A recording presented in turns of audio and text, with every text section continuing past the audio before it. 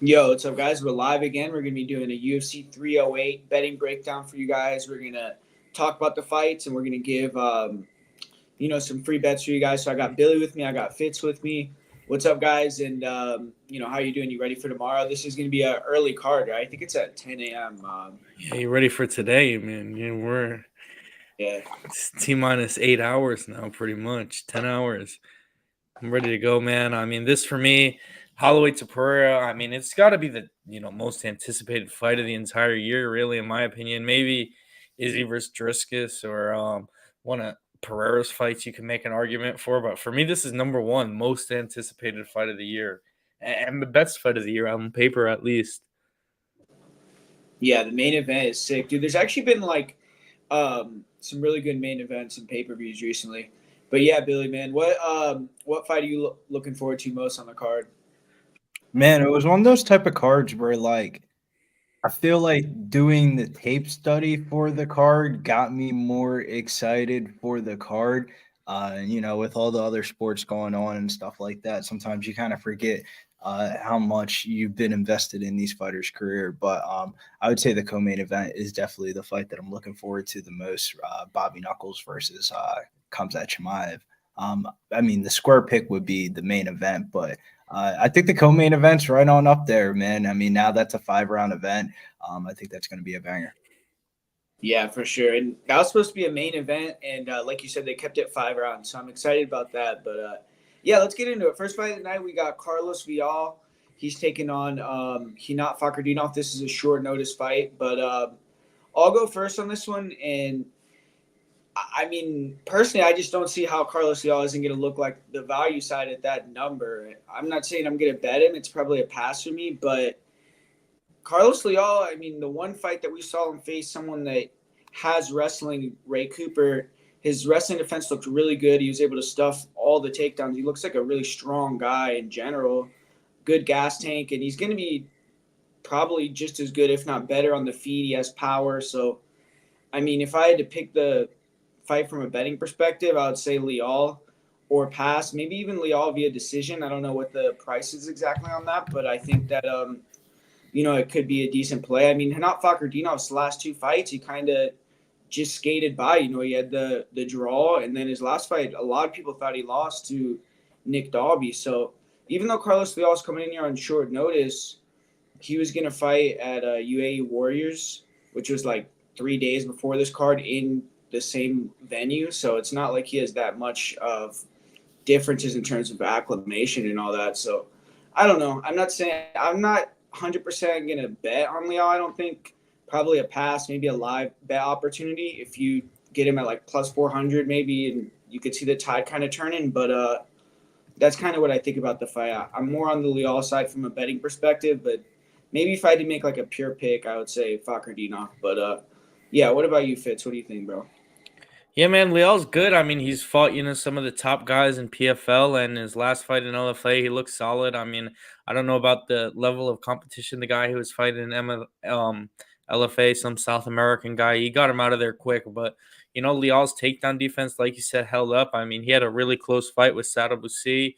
Could have went either way. I was a little more concerned, about the short notice fight, but like you just touched upon, he was already supposed to fight in Abu Dhabi, so not too much of a game plan change there, just a change of opponents, and a bigger opportunity. We'll see how he does.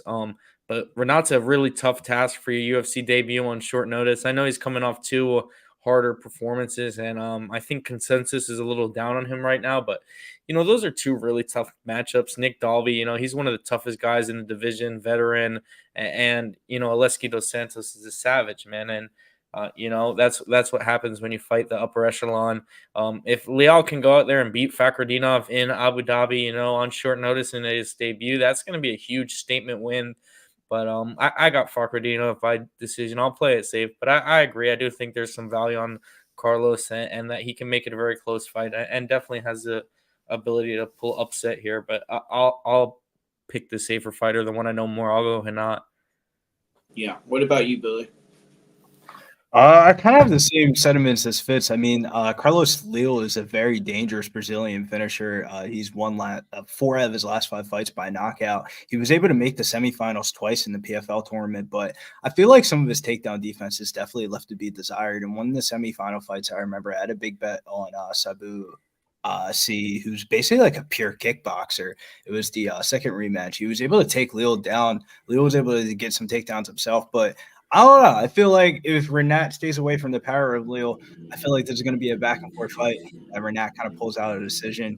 I feel like you're going to probably sweat the later rounds like you do in a normal Renat Magomedov fight that goes to a decision. Some of his cardio definitely does give me some concerns, but it's going to be more of his striking defense that I'm going to be concerned with here. One way that I thought was a unique way to play this fight was on FanDuel. They have the fight specials, the featured fight specials. Renat Fakardinov by decision or Carlos Leal to win by KO -195. You can kind of sprinkle Carlos Leal by knockout at that point at like +500 and kind of like double dip. I feel like Renat probably wins this fight by decision. I don't see him finishing Carlos Leal. And I also feel like Carlos Leal is going to give up too many takedowns and not win enough minutes. But if Carlos Leal wins this fight, I think he's going to knock Renat out in the first round. I think some of the parlay shooters are going to come on the prelims, I feel like. Yeah, I mean, me personally, I will say I wouldn't parlay Renat for sure, but yeah, but looking at the handles for this weekend on VSiN, Renat Fakardinov is the 3rd most popular bet. 70% of the handle and 91% of the bets are on Renat Fakardinov, making him the 3rd most popular money line of the card. So people are definitely parlaying. I mean, I think his line though has gone down or like stayed pretty It went down a lot. Yeah, it was at like -400 it opened up at, which I mean is kind of absurd. It's kind of like a pros versus Joes situation. I would classify it as like the public is parlaying up Renat Fakardinov and their long parlays because this is the first fight of the night, and then the sharps are kind of betting the Carlos Leal side. The only concern that I have with Carlos Leal is like some of his PFL fights, because like I bet a lot of PFL fights. A lot of his PFL wins were against like straight jobbers, and then the one fight against Ray Cooper wasn't really like the same Ray Cooper. So the one thing I know about Carlos Silva is that he hits hard. How does that really rate out? I mean, I don't know, man. The value could definitely be on the dog, but I think Renat's going to win a decision here. Yeah, I mean that's kind of what I was kind of thinking too. Like I do think the value's all on Leal, especially if you got like +400. That's like would be a great bet to me.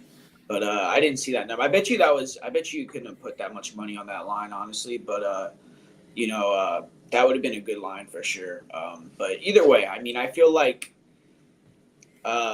Leal, I think his takedown defense is decent. It's just we haven't seen him, like Billy said, against someone that's like a legit wrestler besides Ray Cooper, who's kind of like hit or miss. So it's a different style of wrestling they have. Cooper's explosive with the takedowns. Cannot chains them together. You know, he's relentless. He'll put 3 takedowns together. So it's just a little bit. Though, man, Ray Cooper was kind of like washed when he fought. That was like the first Ray Cooper. Well, I'm pretty sure type of fight. He was like a big underdog in that fight. Yeah, he was like +200. I'm pretty sure. No, I'm pretty sure I bet Carlos Leal. Leal was I'm sure you did. Yeah. Well, that's what I'm saying. So it wasn't like I think Ray Cooper was coming off winning. Didn't he just win the season or whatever, and then he fought Carlos? Yeah, but it was something off where like I think he might have fought like Brunson in between or whatever it was. I remember the stock was down on Ray Cooper, and it was like, what the fuck is he laying this big of a price tag for? He was +375 versus Ray Cooper. So I mean, that's it. Cooper was -470. So that was crazy. Yeah, that was the fight that I kind of thought Carlos Leal was kind of nice. No, yeah, I'm looking now. Yeah, he was coming off winning the belt. Yeah, Cooper, but then the C fights, both C fights, it was basically like C was like a slight favor. It was like, all right, get the fuck out of here. C's a lot better. But that fool is like a tall striker guy, though. I mean, Hanat's like not. Yeah, but my qualm is this. So I had a big bet on C the second time that they fought in the rematch because he said he was gonna wrestle, and he actually wrestled. Like, how the fuck is? I get it. He's a big ass dude and all that, but he is not a like. Survivor C is not That was a pretty bad fight though. I mean, it was just them holding each Well, I other. thought, yeah, wasn't it just pushing each It other? was sloppy. I'm not saying it was like some clear single leg, double leg, blast double. It was very sloppy takedowns. Leal got some takedowns himself, but like, I don't know, man. You shouldn't be giving up takedowns to fucking C. Yeah. Yeah. But next fight, we got another. I guess this isn't a UFC debut. It's a guy that's coming back with Nardiev. So, what do you think about this one, though, Billy? I'll let you go first. Bruno Silva versus Nardiev coming back. Yeah, Silva could definitely be fighting for his job this weekend after losing three straight fights, 5 out of his last 6 fights. It's hard trusting some of his confidence heading into this matchup. His chin has been able to hold up, though. I don't know, man. Nardiev is just not a person that I rate too high with the wrestling. This fight could definitely be back and forth with both fighters showing some resilience. I don't agree with the odds makers on the totals. The stats and recent data says this should go under, but kind of digging deeper into this fight, Nardiev, the first time that he was in the UFC, each of his 4 UFC fights all went the distance, and some of those were against some bummy ass dudes where he was like a big favorite. And Silva's going the distance in his past 2 matchups, despite trying to down in form. I kind of like. There's 3 ways that I like this fight. The chalk bet would be the over 1.5 minus 190, but there's not a lot of value on paying an over in this fight. Nardiev the win and over 1.5 plus 150. Bruno Silva decision no bet plus 152, because I think Silva could definitely knock Nardiev the fuck out. I don't think Nardiev is knocking Silva. And then this one might be the one that I actually get to the window with. Nardiev by decision at plus 310. I think that's actually how he wins the fight. What about you, Fitz? Who you got? Yeah, I don't hate it. I mean, if this was in like the older UFC, before the new gloves, I would be all over Bruno Silva by knockout. I think it's a huge chance, but we really don't see people get knocked out anymore. It just it's making its way out of the sport. Maybe Topuria can change that, but I don't know, man. I mean, I think Nardiev's all right. He came in the fight, Sean Brady, a favorite. Had a decent performance against Brady, and then goes on, gets cut from the UFC. For me, though, it's not his UFC performances why I'm going to fade him here. It's the performances outside of the UFC. Not only is he losing fights, he's getting finished up in these fights. And I mean, I guess it's by some reckonable names. Coetzee fought on the UFC, but at the end of the day, the guys he's getting finished by, if you go look at their fights, they're going on and losing fights too. Like, he lost to a Polish guy who's been finished twice in a row. He lost to the Al Sawadi, whatever the guy's name is, and he got just destroyed in every single PFL fight he have. So it's not like he's going out and facing, world beaters and losing to them, but he's getting finished by, guys that really would not cut it in the UFC. And there's a couple of question marks with Bruno Silva. I mean, obviously the fight against Weidman sucked. I mean, it was a bad performance. But I mean, look what he did to Brad Tavares at the end of the day. No one does that to Brad Tavares. And I know some people are saying like that after the Ferreira fight, it changed him. It kind of took away some of his intensity, his danger as a fighter. I don't know how much I believe with that. I know he's had some really bad performances since then, Mearshart and Weidman specifically. And the final thing I'll say is the other red flag is I know there's been some positive steroid tests, so that's never something really I like to see when I'm backing a fighter. But I'll still go Bruno Silva here. Like you guys said, he's fighting for his contract, and I actually think he gets a knockout here. I don't think Nardiev is very durable. Like I said, getting finished up by pretty average fighters on the regional scene, in my opinion. If you think Silva gets the knockout, I would take decision no bet at plus 152. Because if this is the judges' scorecards, I would want my money. Yeah, I'm gonna have to agree with Fitz though. I got Bruno Silva in this one. Nardiev, to me, he's like kind of a flake. I mean, the guy's good when he can just go out there and run over people with talent. Like, he has the long strikes and he can hit that blast double, but he has no chin. I mean, you see that dude every time he gets hit, he'll get dropped. 9 out of 10. He got dropped by a fucking guy that looked like he was 50 years old in his last fight that he ended up armbarring him or whatever the fuck. But dude, that guy looked like he was slow as shit and he dropped him. So it's like, I don't know, 2 of his last 3 fights, he got finished in the first round, not in the UFC. So to me, it's kind of weird that they're bringing him back. I don't really get it. Why they? I mean, it's not. You like know what I also thought was weird? Kind of, When the fuck did he start rocking the Morocco flag? Because when he fought back in the day against Sean Brady, he definitely was not rocking the Morocco flag. maybe he's training there. I don't know. I have no idea. Yeah, that's kind of interesting. Yeah, but and I will say the last time Bruno came and fought in UAE, I mean, you have to give him credit. He probably should have won that fight, like versus Chara. I mean, he could have. Yeah, facts, bro. Chara's debut, Like, that was the sweatiest bet ever. That's why everybody thinks Chara Bullet sucks. Yeah, so it's like Bruno did really well in that fight. That was in Saudi Arabia, I think. So he's already came over here and shown that he could perform. Nardiev, I mean, he's fought like UAE Warriors and stuff, so maybe that's why they brought him back, just because maybe he's like a big name over there. I don't really know, but I just think Bruno, man, I mean, the guy has to be motivated too. His last fight, he got fucked, dude. They gave him for getting eye poked. Like, dude. Yeah, like, but the only thing I don't like, though, is like it feels like every Brazilian on this card is like an underdog. Yeah, I guess. I mean, I don't know. What does that have to do with? But what I'm saying is basically like the Brazilians could just be drawing dead on this card. Like I'm only picking one Brazilian to win on this whole entire card. Yeah, I mean it's true. Like I guess I don't know. I mean you could also say one has to win. At least one has to win out of all. I got one winning. I got one winning. We'll talk about it. But yeah, I don't know. I mean, to me, it's like I think you'd rather bet Silva by knockout at like plus 285 than the money line. I mean, he could win it. I think he could. I would want my money back. I don't think he pulls out a 29-28 and fucking Abu Dhabi here. Well, I don't honestly. I don't see this going the distance, man. I mean, I just think Silva's going to win the fight. But if Nardiev wins, I guess he could win a decision. But it's like all his fights are finishes too, dude. He goes to decisions against guys that try to wrestle him and him down and shit. Like he lost to fucking that chance run counter guy. That's crazy. Like, dude, that guy is chance run counter dominated him 30, not want to beat the fight at all is when you watch, like Fitz was saying, when you watch Nardi's fights outside the UFC, damn, man, you think to yourself, why the fuck did I even pull these up? I should have just stuck with the UFC ones. He actually looked better in those fights. Yeah. He had I'm just saying, like, chance Rencounter in the UFC losing to that guy, that's like one of the worst. How could you lose to that guy, man? But I don't know. I guess we'll see. Maybe he's like I know he's with Killcliff and all that, right? That's why I said maybe he trains in Morocco, but I thought he was with Killcliff FC, but it's crazy. I remember we'll see. He's skilled. It's just like I remember when Sean Brady fought him, everybody thought he was like the next fucking like big thing. Like Sean Brady was like plus 125.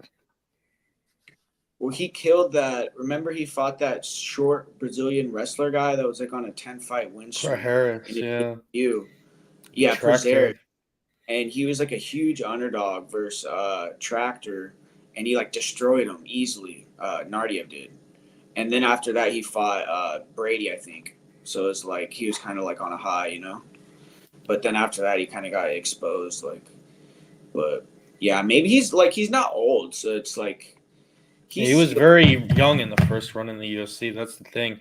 But, I mean, it's not like he's shown huge. It's not like he's gone on some tear outside of the UFC is the thing. I mean. Yeah, he's been. But it's not like he's taking hard fights, though. Like, he's taking, like, the one dude that Fitz was talking about, Cootsie. Fitz was on the Contender Series episode, and Fitz was saying, Cootsie fucking sucks. Fade him. Fade him. And I was like, all right, Fitz. And I ended up tailing Fitz. It was like probably one of the easier bets from of the season was fucking Cootsie falling off a cliff cardio wise. Yeah. And that guy, like he actually like he ended up like he slept him right in the first round, like pretty badly. Second round, I think. Yeah, so I don't know. We'll see. I mean, maybe the gloves will save Nardiev from a knockout loss, but this next fight is just kind of a crazy situation with this fight, man. I mean, Farid Basharat against Victor Hugo. I think it was going to be a 135 fight. I mean, pretty obviously until probably – I don't know what happened because they allowed the fight to get changed a weight class. So maybe Hugo has some reasons why he missed weight, because it's kind of weird that they would like Basharat would have wanted to take money and they would have let him do that. But Basharat weighed in at what 137.5, so Yeah.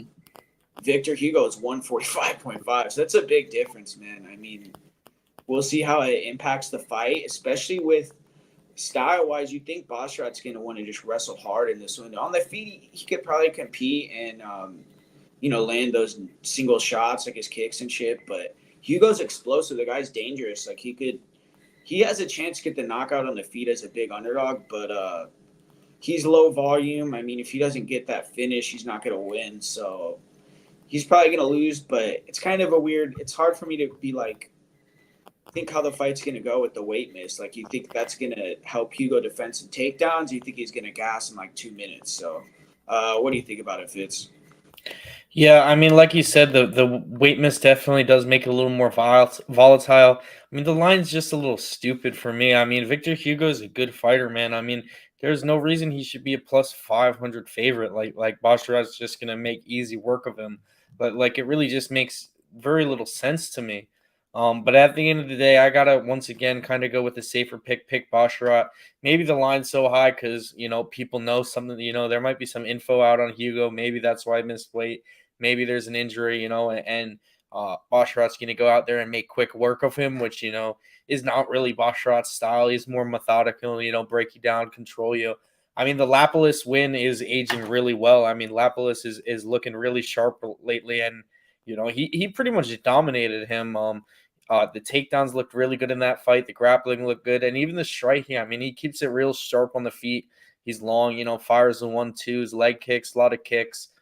Hugo, like you said, is good, but I think Basharat can hang on the feet with Hugo, whose nickname is Striker. But give me Basharat to win a decision here. Yeah, Mike Ross said it. He's a point fighter. I think that's what he's going to do. Get a decision and win by points. Yeah. What about you, Fitz? You got?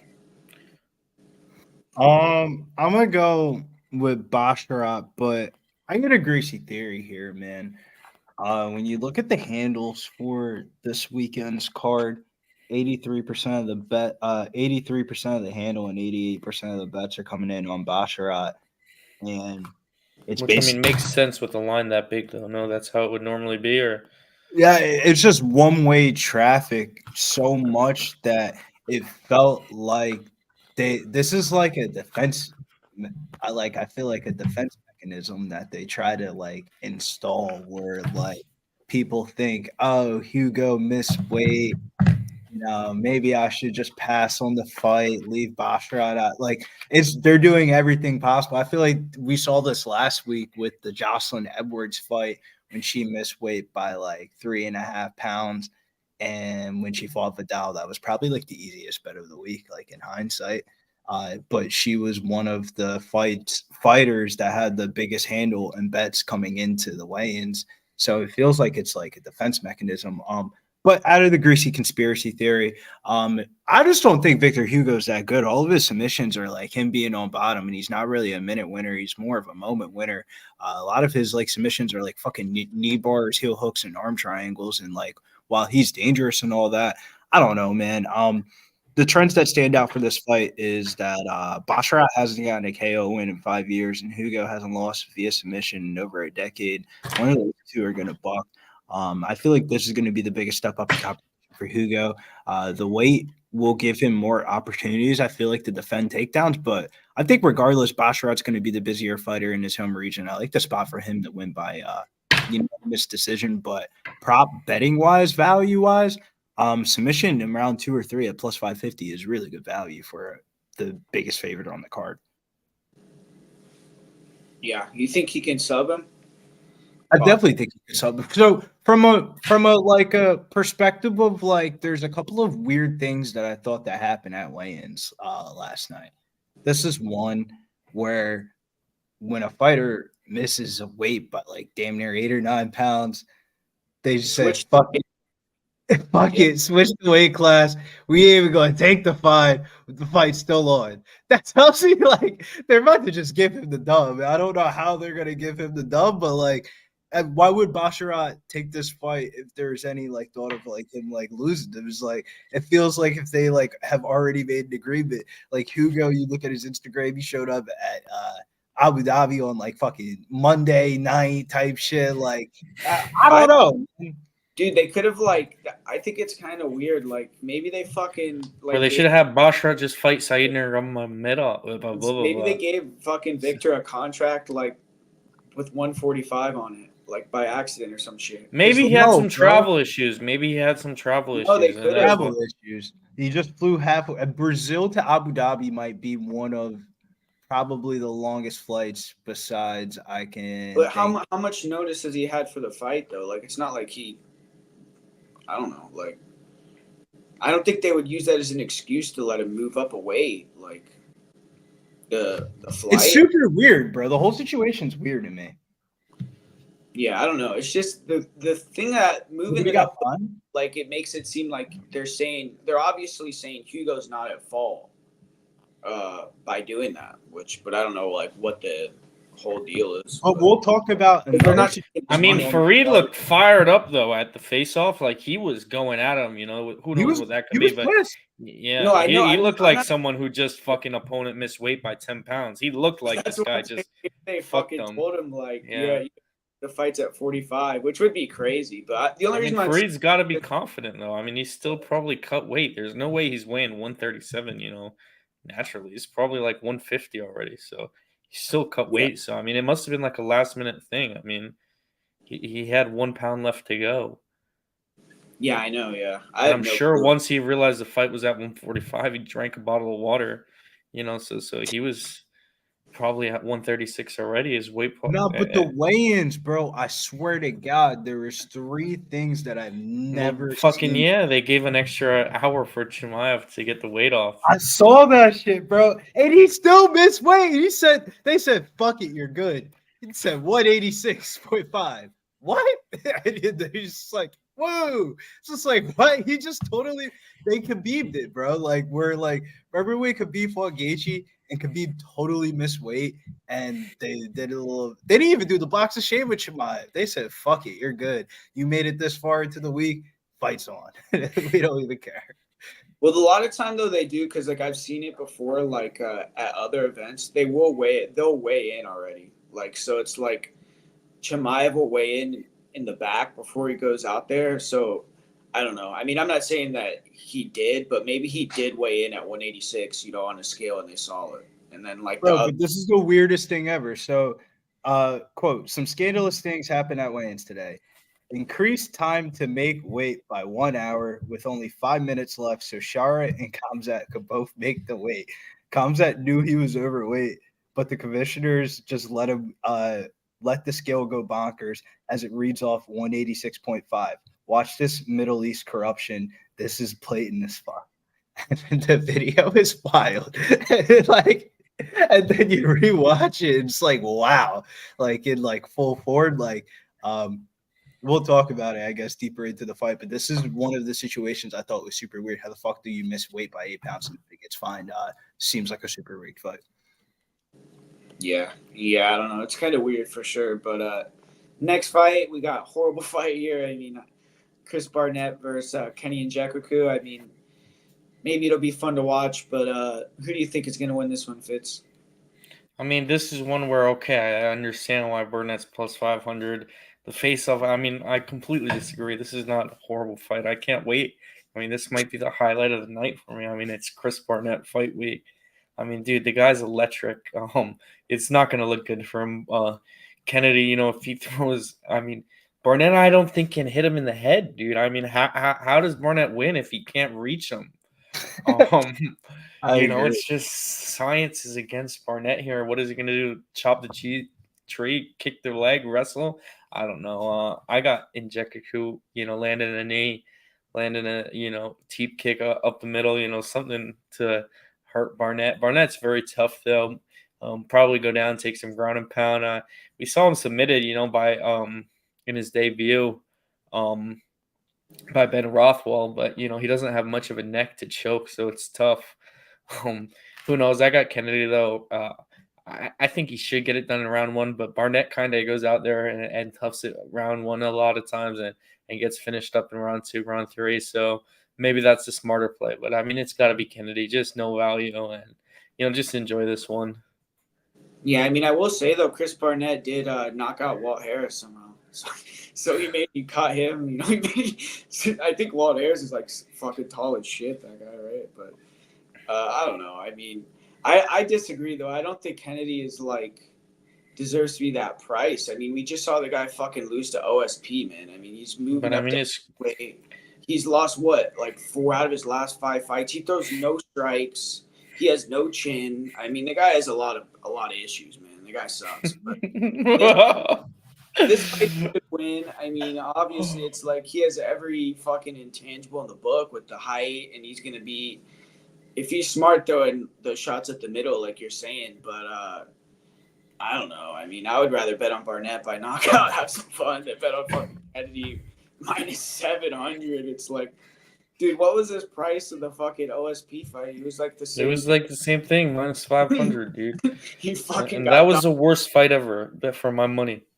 But dude, it's like, I don't know. Minus 350. He hasn't won a fight in minus like 625 at close. Fucking years, dude. So, but I don't know. He should win. And like honestly, I think he could get a submission or win by decision. I mean, the guy doesn't have much power though. I mean, he hasn't knocked down anybody. Like who has he KO'd? He's got Olberg. Like 1 or 2 KOs or something. Yeah, Olberg got KO'd because of exhaustion, not because of power.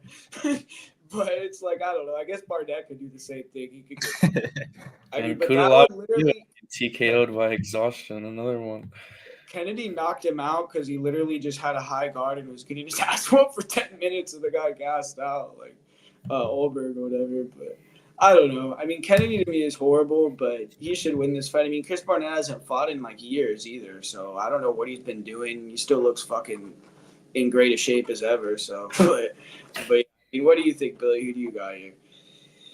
Yeah, I think you kind of said it perfectly with the Kennedy thing of like the combination of your guys' breakdown of Fitz saying science and the metrics are just not on his side. Like you just think about the way Chris Barnett fights. It's just like when he throws those spinning back kicks, it's probably hitting the bottom of Kennedy's stomach with how big of a height difference it is. But Kennedy, you would think, oh, then why aren't you just locking him in all your parlays? It's just like what Guru said, he just actually sucks. 6'5" with an 83-inch reach, and when you watch him fight, he doesn't use his reach at all, and he just like throws volume. And I don't know how his game's even going to translate to heavyweight, but he was too slow to fight at light heavyweight. So it's just like he's been historically a slow starter. 7 out of his 9 finishes have came in round 2 or later.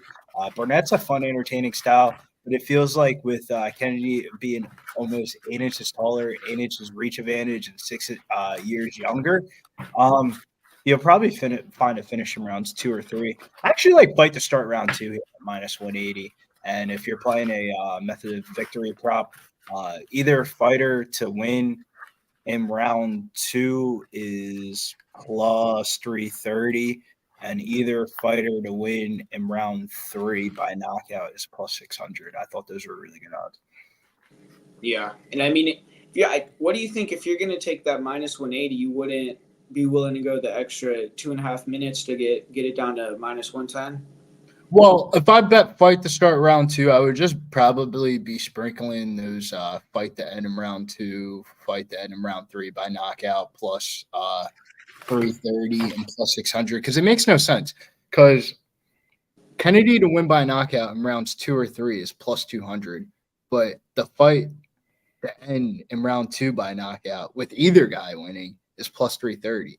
So, like, granted, you're getting 2 method of victories in one, but like the actual numbers of plus 330 of fight ending by knockout rounds 2 and 3 are just not correct. They should be like plus 175 and plus 275. Yeah, we'll see if Kennedy can fucking come through. I mean, that guy is someone that for sure, like. But I think he could get knocked the fuck out himself. That's why I think you can take either guy. But I mean, come on, bro. We're talking about Chris Barnett at the end of the. Let's Be real. Dude, Chris I mean, Barnett's last fight was epic, bro. He got that fucking. it was so epic. Bro, Bro, I it looked was like there he live died when in he the knocked out fight. Jean Vellante. It's the That greatest was- thing I've ever seen live in my life. You Dude, guys that was- couldn't that was imagine it, bro.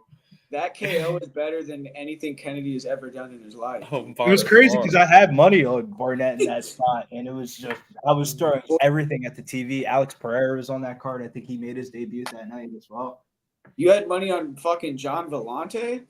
No, I had money on Oh, I had money on Barnett. It was like I forget what the odds were, but he was an underdog in that fight. Yeah, I was about to kick you off the stream if you were betting on fucking Vellante. I don't even like. I didn't even like Heavyweight John Vellante. Vellante when he was like decent. Dude, he was so fat that fight. I remember he came in with like a big ass pot belly for that fight, and then it was like, Yeah, I remember I watched the Embedded episode, and I think he was teammates with Weidman or something like that, and they were doing like the yeah, for Weidman years, shit. yeah. Showed John Vellante, and I saw how fat he was, and I was like, all right, yeah, I'm betting Chris Barnett. Well, I mean, Vellante was good at one point. Like he beat fucking like Corey Anderson and shit. At Yeah, that but I point, actually don't like, think Chris Barnett is like good. Like he's more of like a meme fighter. yeah, he's not good. Obviously, I mean, the guy's just like in the He's UFC. sneaky. He's Fuck- sneaky though. I mean, Yeah, he'll get all you. those sneaky head kicks are like 5 years ago. Like, He's fun to He's watch. pulled out of like 5 fights in a row too. Is the other thing. Yeah, I mean, the last one though, that fucking shit wasn't his fault, dude. That sucks. Yeah, I get it, but the 2 years Yeah. before that though. yeah, but like Guru said, the last one wasn't his fault, but also But there's 4 more also before that training one though. situation coming into this with Tampa Bay having all those hurricanes and shit like that. Like, I don't think training really matters for Barnett. I mean, he's He doesn't train. it's, That guy probably. I would Probably like to know he's been throwing at least a couple of kicks in the garage or some shit like He that. can do that. He might not even have the garage right now. He could train in this bed. He could do his whole training camp like in his fucking bedroom, probably. I don't know. But we're shitting on this guy hardcore. It's fucked up. But because he's a nice ass dude. I mean, you could tell. he's awesome. I love him, but I mean, Yeah. come on, he's a meme, bro. He's a meme. At the end of the day, that's what it is. I mean, he is. I mean, bro, his ability This is at the that type of- size to move is very dynamic, dude. Who is that guy that remember he like fucking hit Kennedy on his guard elbow and Kennedy just got knocked the fuck out unconscious? I think it was like Jake Collier. No, fucking the Asian guy, Jung. I Remember was that? gonna say, Jung, I remember Jake yeah. Collier That was like knocked him the fuck So out. Kennedy, dude, it Or was not just knocked like- him out. He like submitted him or something, and I was like, "What the fuck?" Jake Collier knows how to do submission. No, Barnett fucked up Jake Collier. Chris Barnett knocked him out. Who That's did crazy. Barnett fuck up? Jake My Collier. bad. And Vellante. No, who did Those are 2 wins. who did Collier fuck up by submission? Oh, fucking the I can't remember, but I knew it. The Chase Sherman, I think, or whatever the fuck, maybe. Yeah, my bad. I get all those fucking bad heavyweights that shouldn't be. In Yeah, the they all UFC. blow. Dude. He beat Vellante too, though. Fucking Collier beat Vellante too. Jake Collier. Dude, those are like the apex hit. Parker Porter, dude. Jake Collier, Chase Sherman. Yeah, Those and are the clips, I fucking hope they're all good, dude. Yeah. Everything, all your the hurricanes and shit. But yeah, man, Tampa's probably a cool place to live, though. But yeah, man, we talked about that fight forever. But Bruno Ferreira versus Abus Magomedov in the next one. What do you think about this fight, Billy? I think it's an interesting one. Yeah, this one is like obviously it's one of the closer line fights on the card, so it's going to garner some public attention. But I honestly feel like at the end of the day, I'm just going to break it down to like one person I know can fight for 15 minutes. The other person, I have no idea if they can fight for 15 minutes. And Bruno Ferreira, yeah, he can knock anybody out in the division in the first 6 minutes of any fight. But just like metric wise, he's going to be at a 4-inch height and 6-inch reach disadvantage. Abus And he has looked noticeably smaller too. And when Yeah, off, like- I mean, it was, sometimes those stats seem a little inflated. Then when they square off, it's not really that evident. But I mean, these guys are gonna look way different in the cage. Yeah, take it away, Fitz, because I that was really where it came down for me. Like I feel like Abus, I know he can fight for 15 minutes. He looks way bigger. Ali Aziz is his manager. They always find these skeezy ass fights. I like Abus to win a fight to start round 2 at plus 165. Me too. I'm on a boost here. The one thing that scares me is the chin. I mean, we saw Strickland put him out. I don't know how much that was him being tired too. We've seen him learn from that fight though and grow. Fought 3 hard with Cal Baralio. That's a tough fight though. Kyle's right at the top of the division. Bruno Ferreira, he's just a very fun fighter, very exciting to watch. So it's not that I don't like him in that sense. Just in terms of his skills in the octagon and relying on him, I'm not very high. Because he, in my opinion, is very, knockout or bust. If he's not he's going out there to take your head off, man. I actually think Abus should use the wrestling here, control him, especially in that first round.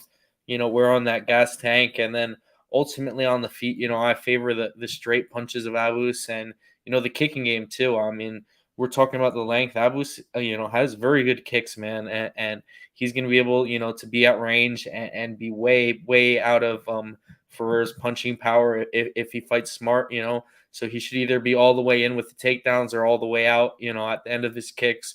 And I think he'll have a lot of success in this fight. If you like to bet both sides, Ferreira, wins this fight by KO, in my opinion, if he wins it. So that's where you want to be.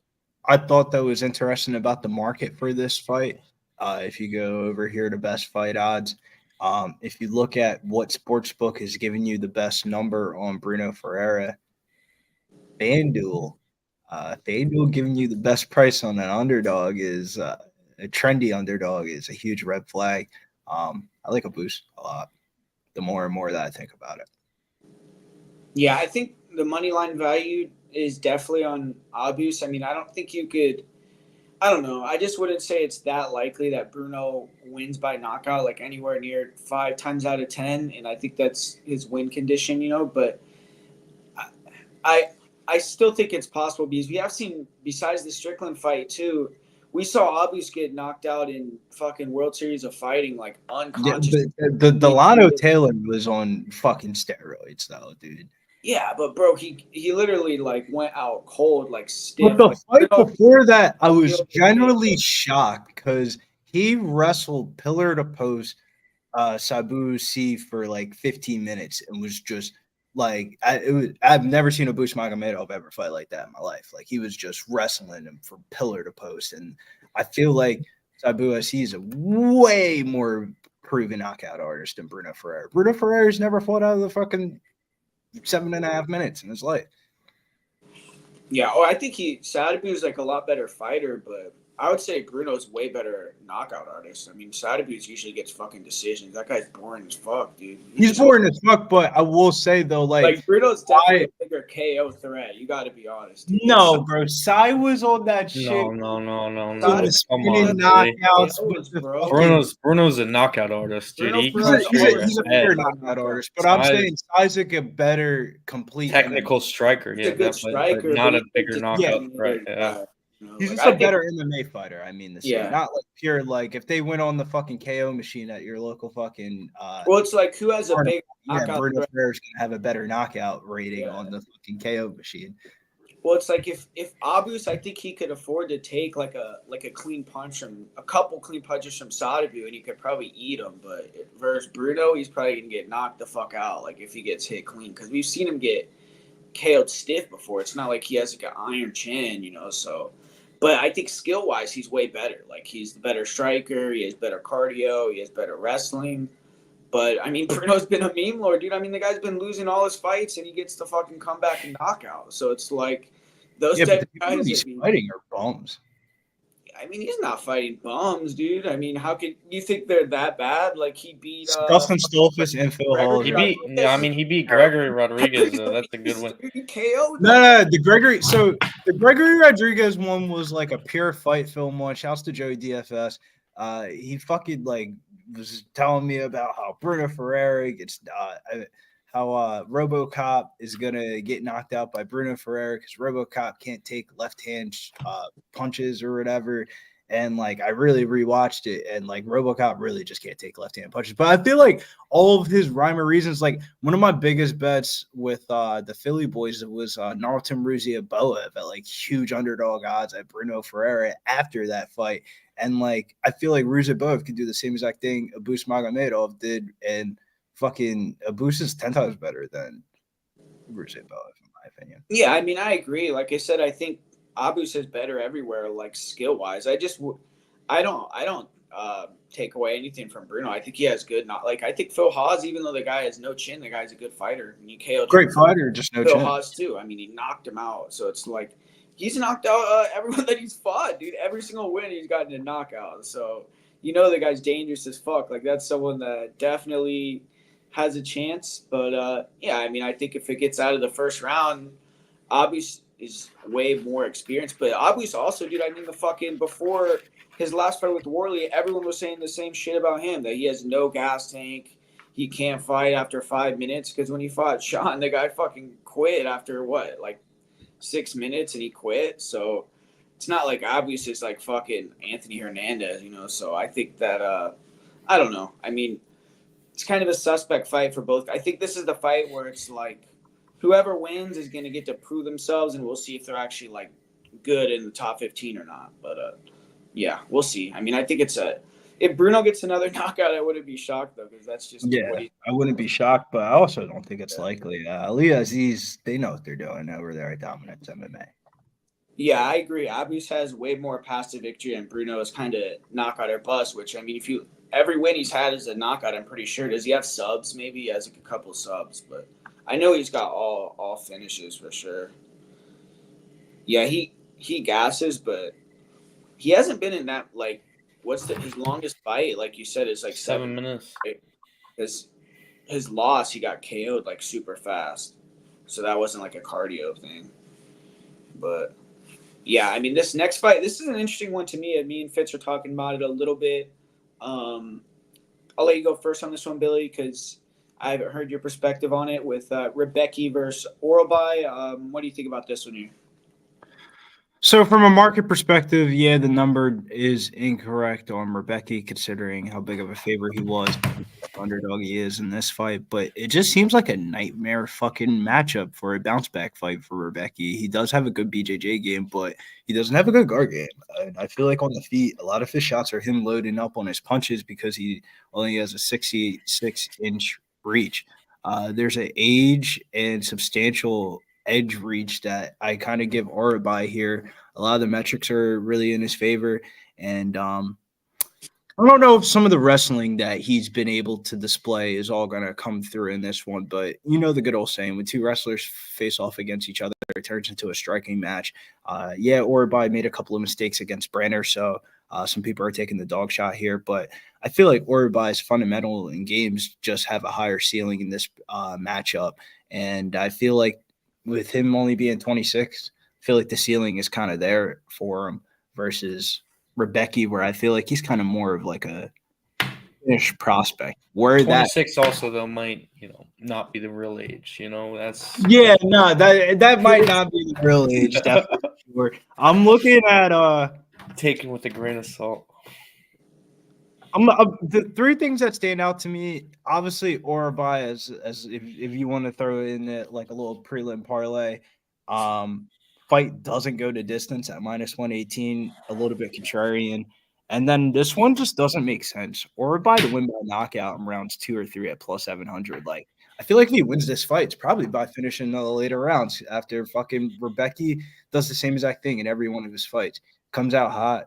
There's a bunch of fucking leg kicks and bombs, tries to wrestle you. After that doesn't really fucking work. He kind of just gasses out. It's kind of annoying. Rebecky was a person I used to be high, but I gotta let him go in this week. Yeah, I'm gonna have to disagree. I'm gonna go with Rebecky in this fight. And, I just don't understand the line. I don't get the line at all. I feel like this should be closer to a pick'em. I get that Rebecky got dominated in second, third round by CDF, but he got his eye shut by a headbutt. I mean, you can't really fault him for that. The guy, his whole fucking eye was shut. You couldn't see anything. You could tell, like, the first round he dominated CDF. Dude. He definitely looked good. He was on top of him. He was freaking able to navigate CDF's guard. He's probably one of the best guys on his back in the UFC. And he was looking like he was on his way to a pretty easy win. And couldn't see shit. I feel like he didn't even gas. Like the second round, his cardio looked good. He got the takedowns. I don't think he could see anything. And when he couldn't hold CDF down, it's like, what are you fucking gonna do? The guy had no options. His other eye got swollen shut, and that's more to me what I'm worried about is all that damage that he took because he had facial fractures and things like that. It's like if he gets hit and his face can't take the damage anymore, and maybe he gets a broken orbital again or something, then hey, I mean, maybe you'll lose your money because of that. But when you're looking at these guys, if you're saying they're just gonna have a stand-up fight, I don't see how Orabi could be minus 325. I mean, all the guy does is throw 3-2s. He has no head movement. He has no feints. I mean, he's a linear fighter, straight forward, straight backwards, doesn't check kicks. I mean, Rebecky's going to be able to go to work with the leg kicks, you'd think, pretty early. And if he gets inside, he's going to have the better boxing, the faster hands. And he's clearly the better grappler. I mean, Orabi has good wrestling. Oh, come on. I disagree. Well, Clearly the better grappler? How? Yeah. Come on. Well, if they had a jiu-jitsu match, if that jiu-jitsu and grappling, jiu-jitsu, yeah, Rebecky's a better. Well, I'm talking about grappling. I'm not saying like a wrestling, like they're going to put singlets on and wrestle. I mean, but if they grappled and there's no ground and pound until it's submission only, who's going to get the submission? Rebecky? Fucking, yeah, I think he'd get it 9 out of 10 times. I mean, but how is Orabi going to submit him? Is he going to tire him out by holding him on the ground? Like, he has no submission threat. The guy's not slick on the mat. Like, he's just a grinder with ground and pound, and then he'll fucking make people quit and give their necks and shit. But Rebecky is like a fucking 80cc champion, dude. The guy is like sick ass jiu-jitsu. I don't trust his cardio though. And he's a good wrestler. I mean, the guy was like on the Polish wrestling team and shit, I'm pretty sure. So it's not like he's a slouch in the grappling. Orabi, I mean, you saw the guy get taken down and give his back to Elvis Brenner. I mean, Brenner's no. I don't know why you're putting this. Brenner's a good. But Brenner isn't a good wrestler. The guy's a baller. I mean, still look who he's training with Charles Oliveira. You don't think he's a good grappler? I think his grappling is good, but you're getting like you don't think if he could take him down what, one time? Yeah, one time. But I mean, a lot of it. I mean, Brenner got a lot of sweeps from bottom. I mean, Rebecky, I wasn't as familiar that he was, at credential that I didn't know he was ADC's champ. So he can definitely hit sweeps too. Then I mean, we saw Brenner hit like a weak at. I mean, fucking being able to sweep from crawling up the cage. I mean, you should be able to stop that. That's not. That's a weak ass sweep. I mean, you think that Orabi is gonna? I don't know if he's gonna wrestle this fight. I really don't, because I think he has to. I think he's gonna have to push a pace on Rebecky. If he doesn't, he's gonna have to break him, dude. Yeah, but I mean, I watched him fight this other black belt guy, and he didn't even try to take him down. Like, he didn't even attempt it. So, I mean, Rebecky's gonna throw heat though on the feet, and that's the other thing I did see too is Mitzvek doesn't check the leg kicks. I noticed the same thing. Yeah. It's just is live in the. I don't care. Like, I mean, you guys are disagreeing with me, and I get it, but it's like. I don't hate it though. The value's there. I understand it. Plus 235. I mean, you ain't got to invest a lot to win a lot. Yeah, I mean, and just look at what Rebecky was lined at in his last fight against a veteran. I guess some people were thinking CDF was completely washed, but he was a huge favorite, and now he's a huge underdog.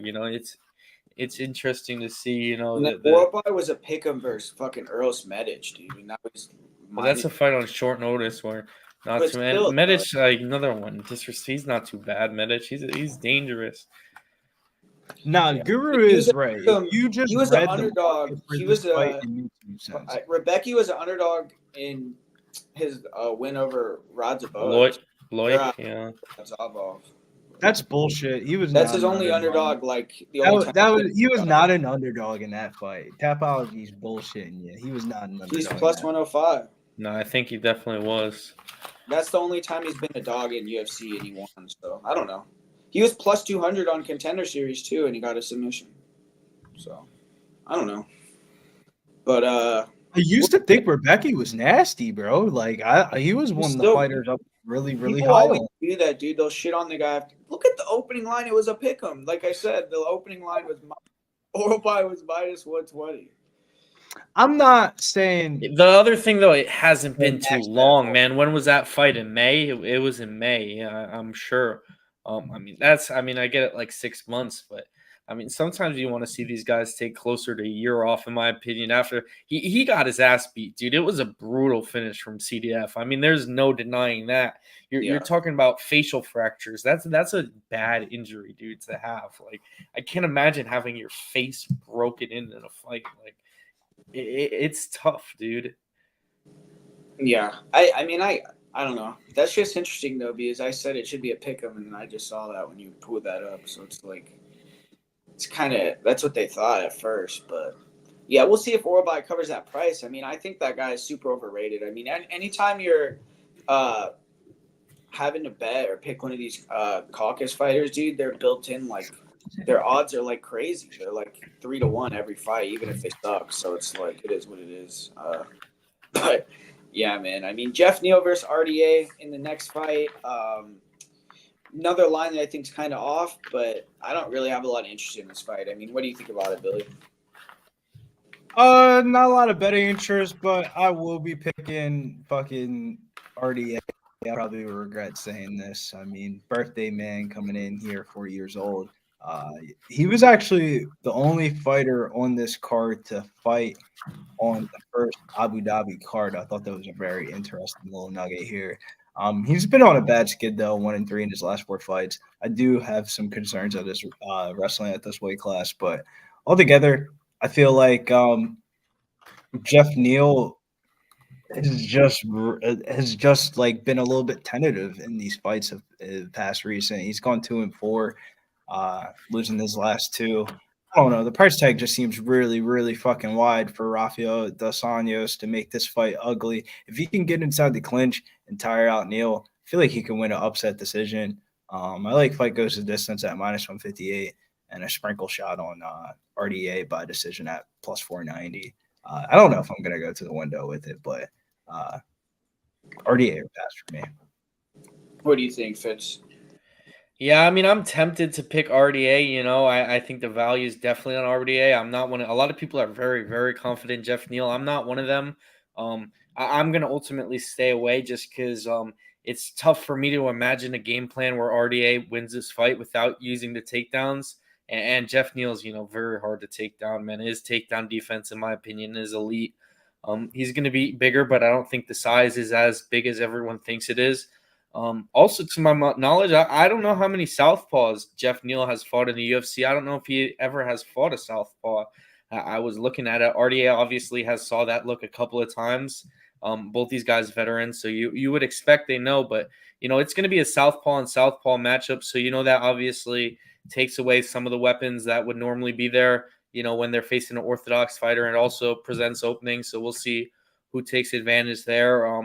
I don't know if Neal's going to be able to TKO RDA. Maybe if he really looks like he fell off here, but I mean, in my opinion, that's not the case. I know RDA is getting a lot of slack for how he looked against Vicente Luque.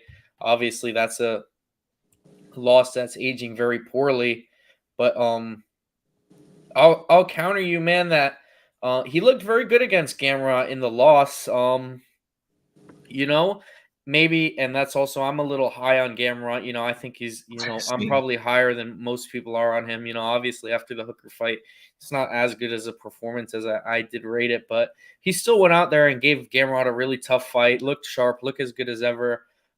Ultimately, I guess I'll go Jeff Neal to win the decision here, but I'm not going to bet that. I would rather be on the RDA side. I think the value's there. Just like I said, tough for me to imagine him outstriking Jeff Neal. I would think he would need takedowns to win this fight, and I just can't see him being able to get Jeff Neal down.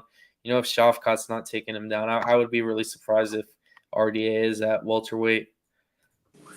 Yeah, I kind of agree. I mean, I want to pick RDA too, but I just feel like it's Jeff Neal's fight to lose. I mean, RDA, that fight with Mateos is at 155, and I don't like that, man, where he's been going up and down weight like every other fight. Like he fought 170 in his fight before that when he fought like Brian Barberina, and I think he fought another 70 fight, and then he fought Khizriev, and he's like been moving up and down, which I don't think that's good, like for a fighter to drop that weight, lose muscle, and then try to put it back on, lose it again, especially when you're older. So it's like he could come in here and be kind of weaker. I feel like you saw his fight with Luque the last time he was at 70, and he's just getting held against the fence the entire fight. Like, nothing happened.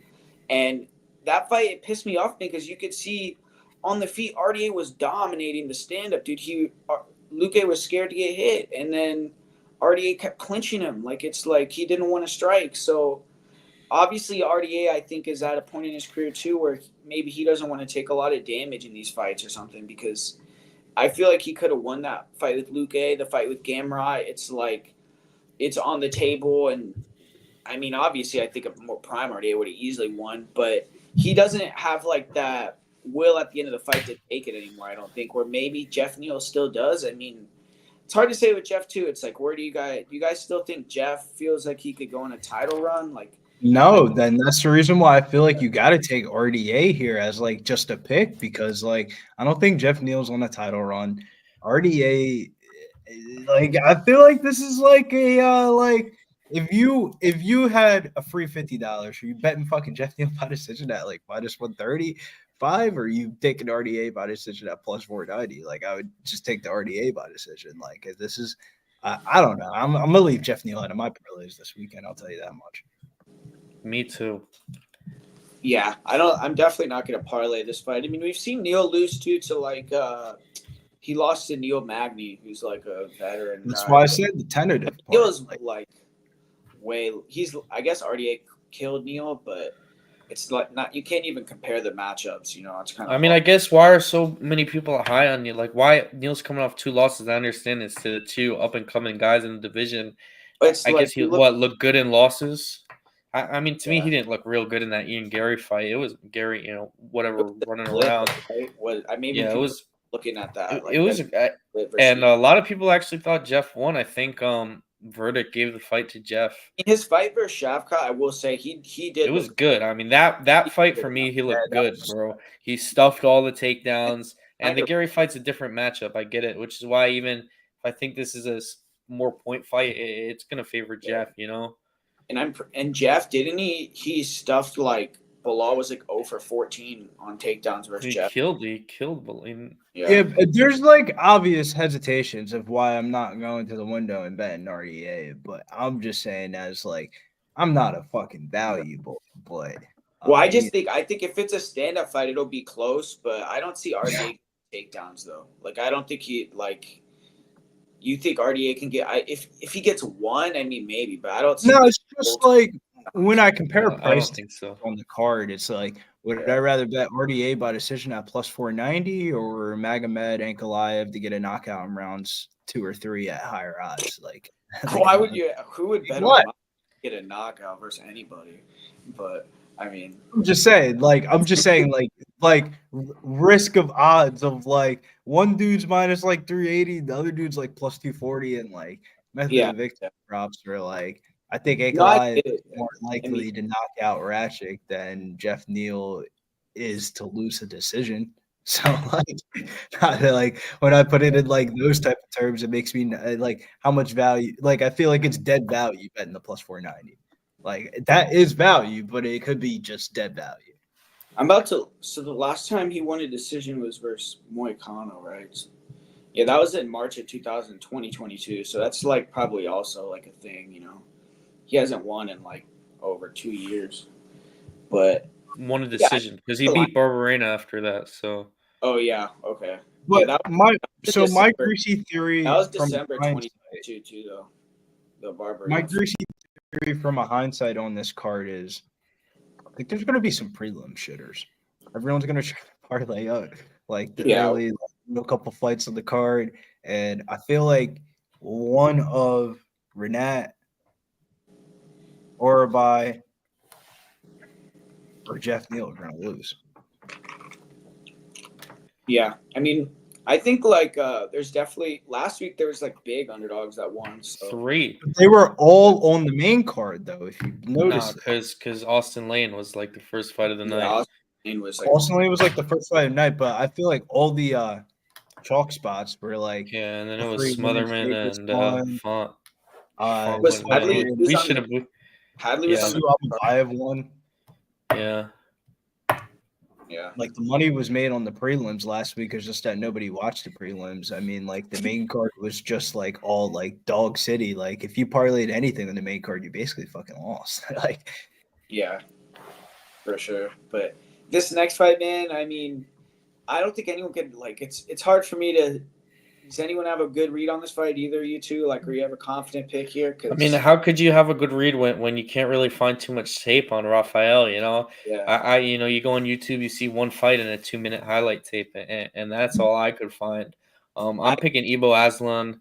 I'm sure Billy's gonna have a theory why this fight was moved up. I mean, I think they're trying to get a Turkish, guy in there, a Turkish star, build him up. I mean, makes no sense why this is the featured prelim other than Ibo Aslan. He's a banger, he'll go out there swing for the fences. I'm pretty much picking him solely based on the fact that I thought he looked pretty good. I was there in AC at his fight. He was a guy who was kind of going into the fight. Everyone was saying it's going to be first round or bust, and then he gets a third round knockout. So I like to see that. And he's training with Sean Strickland and Extreme Couture out in Vegas. That's another thing I really like to see. That's how I think he's going to grow. Rafael, no, training down with Jalton Almeida, so he's probably got a good team behind him, getting in some good rounds. But it's tough. Not an overly confident pick. Not going to be like a 5-unit play. Max bet on this because who knows? Rafael might be a killer, man. We don't really know. It's hard to tell. But I think Ibo Aslan's going to go out there and get a knockout. what about you, Billy? Who you got? this is one of those ones where, like, I've bet on Ibo Aslan one too many fucking times, and every time I bet on him, I have the same sentiment. I won this bet, but man, this dude is really not that fucking good at all. Like, he's a dangerous finisher. He's got 11 out of 13 wins by KO TKO in round one. Other than that, though, I feel like a lot of his game is left to be desired. A lot of his game involves getting takedowns. And one thing I'll say about Rafael is he is teammate of John Almeida. So, I mean, making his UFC debut at the age of 34 on a fucking pay-per-view prelim event, I feel like, man, I don't know how to rate the level of competition on the Brazilian regional circuit because everybody comes Not into good, I'll tell you that. it with good records and bum-ass people on their records. But at the end of the day, somebody's getting smoked, bro. I feel like fight not to start round 3 on FanDuel minus 196. You can use that as a parlay piece. You could bet it straight. You could bet the under 2.5. Fight not go. I think he's getting smoked in this fight, bro. I've been betting a lot of, not betting, but I've been saying a lot of these fights are going to decision on this card. But this is one that, like, there's the violence in this fight is way more, like, I feel like, predictive than any side. Like, somebody's getting smoked. Like, if Ibo wins, I don't think he's going into the third round again. Like, the only reason why he went to the third round against Turkalaj is because that was the only person that he's ever lost to before in his career. So there was kind of like a already knowing each other type of game. Like, I feel like with these two boys are just gonna fucking go for it, and somebody's getting smoked. Yeah, I mean, you'd think. I think both of them, it's like 90% of their wins are all finishes. So I think the Rafael guys one decision and was that Ibo fight? He has all knockout wins. All right? finishes, yeah. Yeah. So 11 out of 13 of his wins are fucking round 1 knockouts. So, I mean, basically, And when the he's two guys he fought in the third round are, the other guy is Valentin, who we just saw an Ultimate Fighter. A lot of people liked. He knocked him out too. So it's not like the level of competition outside of the UFC is non-existent. The Contender Series matchup, he was a bum though. He knocked out on Contender Series. Aslan I'm talking about, and Rafael was supposed to fight on Contender Series. He had a few opponents booked. I think the first 1 or 2 pulled out, and then I think he pulled out of the third one. He was supposed to fight the Italian guy, Billy's boy, who absolutely sucked, dude. So he probably would, he probably would have won on Contender Series if he got that matchup. But I think Ibo Aslan's gonna get him out of there. I don't know. The one thing I didn't like about this fight that I forgot to note was the VSiN market for this fight. I thought was really interesting. Like, from just like a betting market standpoint, 97% of the handle and 52% of the bets are on Ibo Aslan, but the line completely flipped. Like, I feel like that tells me I feel like I should be on the Rafael side, right? Like, just betting like 101 philosophy. Yeah, I mean, you'd think off Most that. popular underdog. So the most popular underdogs on the card are Ebo Aslan, 67% of the handle, 52% of the bets. Chris Barnett, 87% of the handle, 36% of the bets. Max Holloway, 51% of the handle, 49% of the bets. Dan Egay, 50% of the handle, 31% of the bets. And Robert Whittaker, 44% of the handle, 37% of the bets. Those are like the most popular underdogs of the card. And Bruno Ferreira fits somewhere in there, but that I don't know, man. Like the market information that I got from like Vegas and from like the domestic legal books were completely different for that fight. So I don't know how to like rate it. Real quick, I'll say I think Rebecky decision or sub would be most likely, and we all had Nzechukwu, but I think all of us are kind of saying that we weren't that confident in him in terms of like parlays and shit. I'm But confident in That's a him. start I'm round two, completely bro. sure he's gonna win. I guess How do you guys think Barnett's gonna win? Bro, fight How the could start Barnett round win two, this though, fight? bro. You How could he win this fight though? How is it even so 7 out of possible? 9 of Kennedy's wins are past round one. Just bet fight the start round two. I mean, the only thing I could think is he kicks the legs to a decision, which I mean would be insane, dude. Because I really just don't know Dude, if he can touch the chin. What if Kennedy trips and And Barnett gets on top? I don't know if I mean, bro, there's ways that he also has no chin, and you know that, dude. I mean, he had a chin though. He was known. I mean, Yeah, but he he was made taking it some under a damage. loss. Watch was that. getting dropped and wobbled by OSP all over the place. Dude, the third round, he was like salsa dancing the whole round, dude. It was crazy. And like you think, like Chris Barnett, you think I don't know. Honestly, OSP might have more power than Chris Barnett, but fuck, why are we back on that fight, dude? Fuck. But Somebody in the chat has. I'll give my take on this one. I like I said, I'm not confident, but I'm gonna go with Rafael. I mean, obviously, I think the UFC sees something in this guy because he was, like Fitz said, scheduled to fight that Francisco Mazzio guy on Contender like September 10th, and they pulled him from that fight to fight here. So like he's had a decent amount of time to get ready. Like I think he was getting ready for that other fight like for months. So he's had a long training camp. And, getting thrown here against Ebo, I feel like he has to be the more well-rounded guy. I mean, I just feel coming out of the camp that we've seen him, you think he's going to have better jiu-jitsu on the ground, like be more of a finishing threat. Ebo's just kind of like a fucking meathead. The guy is just a big brawler. And Rafael, to me, I mean, it seems like he could be really good. I mean, it's hard to say because of the competition level, but he has super fast kicks, man. I mean, the guy for his size, real fast kicks, and he has some of those spin knockouts. But looking at highlights, I mean, it can kind of fucking fool you, So who really knows? I mean, the thing is, he's 34 years old though, too. I mean, it's not like he's some young, hungry lion. He's up there. It's now or never for him. So I mean, we'll see, I guess. But for you to be 34 though, but why haven't you tested yourself though? Why haven't why aren't you already in the show? At that age, why haven't you thrown yourself in the ring? Teammates with Jalton Almeida. Yeah, I would imagine you guys could. I mean, he's getting his opportunity now, so we'll see. And I mean, I've seen the same thing. I've seen the kicks; they're nasty. The body kick finish was really nasty. We'll see. I mean, like I think this one does in an age where there's no knockouts. This one I think is going to be a knockout. Dude, that's good information. Yeah, that he is a black belt. So that's what I said, man. If you're training with Jalton Almeida, bro, I just got to go with you just off the hindsight. And then the market Jalton also trained with that fat fucking boxer. Like Carlos Biggie Boy. What I'm saying is if you're grappling with Jalton Almeida, I can't imagine Ebo Aslan is some shit that you've probably never seen before. So it's like, and then the market of 67% the handle, 52% the bets, and the whole entire line flips 3-0, and Rafael's the favorite. It feels like the people that know what's up, like the real like tape study junkies, like really know like Rafael's gonna win this fight. You can't watch. Yeah, you can't study tape on him. Yeah, what do you mean?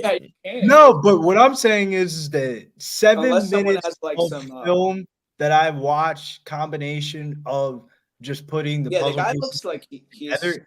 He looks like he looked like he could be something, but Yeah. I also feel like you can't bet him off the aspect of like Yeah. You could bet it live maybe. Like, let's say he's looking fast as shit, like lands like 3 hard ass calf kicks in the first minute, then maybe you could bet on him, But it's I like, just think somebody gets smoked though. Like I feel like if Ibo Aslam wins, it's probably early. Like it's yeah, I think either guy probably, this fight probably doesn't get past 1.5 rounds. I think yeah, that's, fight not to start round 3 on FanDuel -196. A little bit chalky, but you can use it as a parlay piece. I like fight not to start round 3 in this fight more than some of the money lines on the prelims.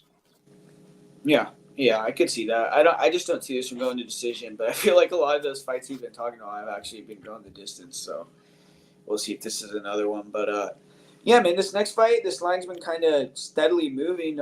I think earlier in the week, Armin was kind of like a popular underdog, but now it seems like the line went down and then it went back up to where now Chara is like almost -200 again. And I get why people like Armin potentially. I think that he's long, he has good boxing, and his kicks are fast too.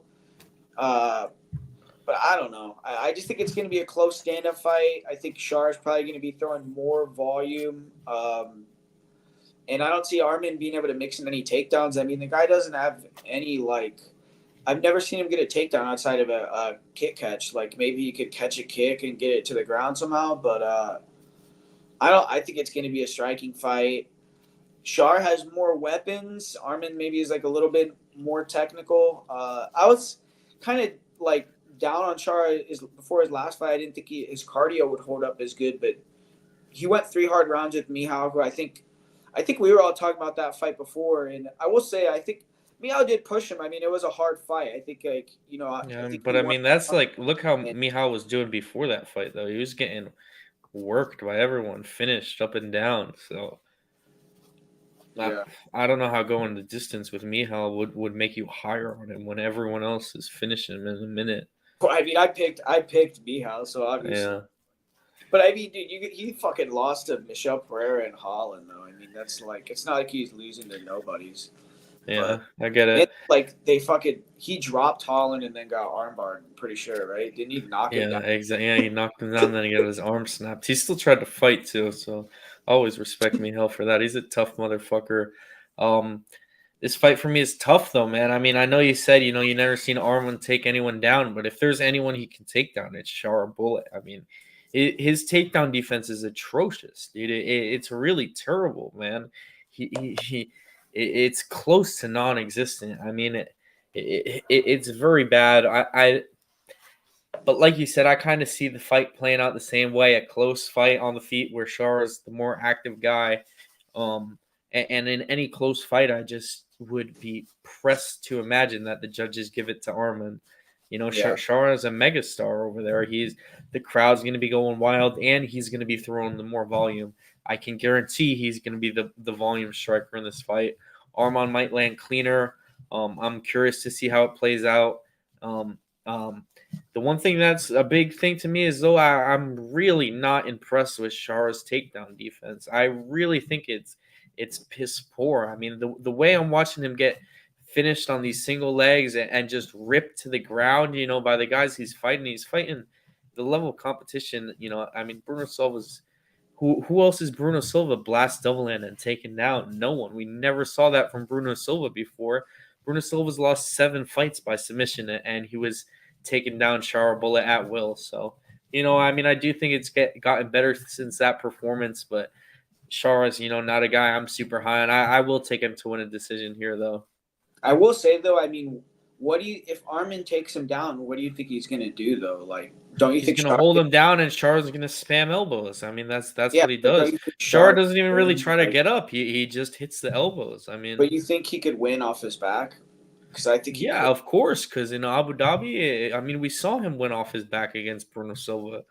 Well, I'm talking about legitimately. Like, I feel like Armin. I thought arguably he won the way. fight against Bruno Silva off his back. Yeah, that's what I'm just curious about. Like, even if he does get taken down, I don't think Arman's going to be able to do some nasty. Yeah, I don't know if if he he'll gets pass taken his down, it's guard just going to be too. control. I agree. That's why Yeah. I'm going Chara decision. I'm just, I'm And I've telling you, seen this Armin. guy's takedown defense is atrocious, man. I've seen Armin get knocked the fuck out unconscious before too. Like he's gotten KO'd, which I don't think Chara's ever gotten KO'd. So I mean that's another kind of thing. But yeah, what do you think, Billy? I like the way you guys are breaking it down because this is one of those ones where I feel like the market's kind of making me a little bit like trepidatious here. I didn't think Chara. It doesn't feel like Chara is like that popular of like a pick, but he kind of is, man. I like Chara to win and fight to start round 2 at -125.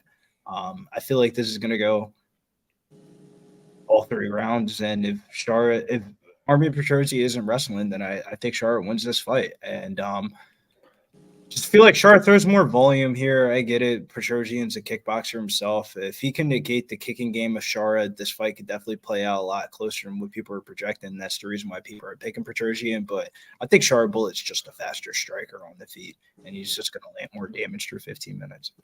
Wait, what about you're saying fight to start round 2 is what -125? Him to win With the money line. With the money line. fight to start round 2 is Yeah, I was -125. about to say Yeah. I'm about to fucking bet on that. I was like, that's crazy because I'm looking at the over under. I'm like, what? It's +3. No, I just think that's really good value. Like, Oh, yeah, I feel like if Chara that's Bullet wins not this bad. fight, it's going to be later on. You can't bet like that. Like in Vegas, dude, they won't. You can't bet the money line with the fucking like shit like that. I guess you could do it on like draft. Where do you get it, Billy? Specials? FanDuel. That's on FanDuel FanDuel. fight specials. It's Yeah. a special though, right? It's Yeah, not like a same game parlay. No, I'll send you a picture of it right now. And Yeah, because I've never like I know you could bet like on William Hill. They'll let you like parlay. there's one I really like like that. on a couple fights later that we'll talk about that. As soon as we get off the show, that I'm definitely immediately betting it. I just want to get your guys' opinion on it. Word. Yeah, man. Let's keep it moving then. Let's go to Dan Egay versus Lerone Murphy. You know, I think Murphy's the rightful favorite, but the line's kind of got too wide at this point. Like, if you got that -180, I think you got pretty good value on Lerone. Like, I think he should be faster and the better striker, and he could even get takedowns, I think. But I don't trust his chin at all either. Like, and he's facing a power puncher. The guy's been dropped like 5 times or plus in the UFC. So, I mean, Egay maybe could catch him and knock him out, but I think he kind of just has that puncher's chance because I don't think Egay is going to be able to out wrestle him. If anything, like I said, I think Lerone could take Egay down, and I just feel like if they're striking for 15 minutes, Lerone's probably going to win that. But yeah, I mean, Egay has a chance to get the knockout, I think, but that's kind of about it. What do you think, Billy? For this one, I all week I was just scared of the -300 price tag on Murphy, but when the markets came out for the fight specials, this one just stood out to me, man, like a sore thumb. Lerone Murphy to win by decision or Dan Egay to win by knockout at -195. And that's really the only reason why I didn't want to parlay Lerone Murphy is because I feel like if he loses this fight, it's probably a Danny Egay knockout, like a flash knockout early or something like that. I feel like this goes 15 minutes. Just where this fight is placed as the featured fight of the night and the main event being at featherweight, I feel like they're kind of like they're setting up the fans to let them know that Lerone Murphy is probably getting a title shot within one of these next couple of fights. So like get used to seeing his face and stuff like that. But I like Lerone Murphy by decision or Dan Egay to win by knockout -195. I wouldn't mind anybody sprinkling the Dan Egay by knockout, but I'm just gonna go a little bit safer. I got to get some dubs through the window. Yeah, I know. I did put one bet down that I'll tell you. I bet on Lerone Murphy to land more significant strikes at like minus. I bet that at -215, which I think that should be like -600. It's like, how is Dan Egay going to land more significant strikes? I just don't know how he could like. I could see him winning with the knockout, but I don't think he's going to land more significant strikes. So I think that's a decent play there. But what about you, Fitz? Who you got here? Yeah, it's gonna be Lerone Murphy for me. I'm taking the favorite. Really, I just think he's a little bit better everywhere this fight goes. You know, in my opinion, I think he's a better grappler. I think he's a better striker. I think he's faster, better at range, can control it in the clinch. I mean, I'm a big Lerone Murphy fan. I obviously, like I said, he's had some tough fights in the UFC. He's dropped some rounds. He arguably lost that fight to Gabriel Santos, but Santos is a good fighter. And Murphy's very comfortable fighting in Abu Dhabi. I think most of his UFC fights have been on Abu Dhabi. If you look at it, so he's very comfortable there. Egay, of course, is a savage, man. You know what you're gonna get with Egay. Training, like I said, one of the best coaches in the game, Eric Nixick. So the game plan's going to be on point here. I'm sure there's some holes in Lerone Murphy's game that I don't really see that that camp has come up with. But I gotta go Murphy here to get a decision. Dan Egay, of course, very tough. I just think he can win minutes wherever this fight goes.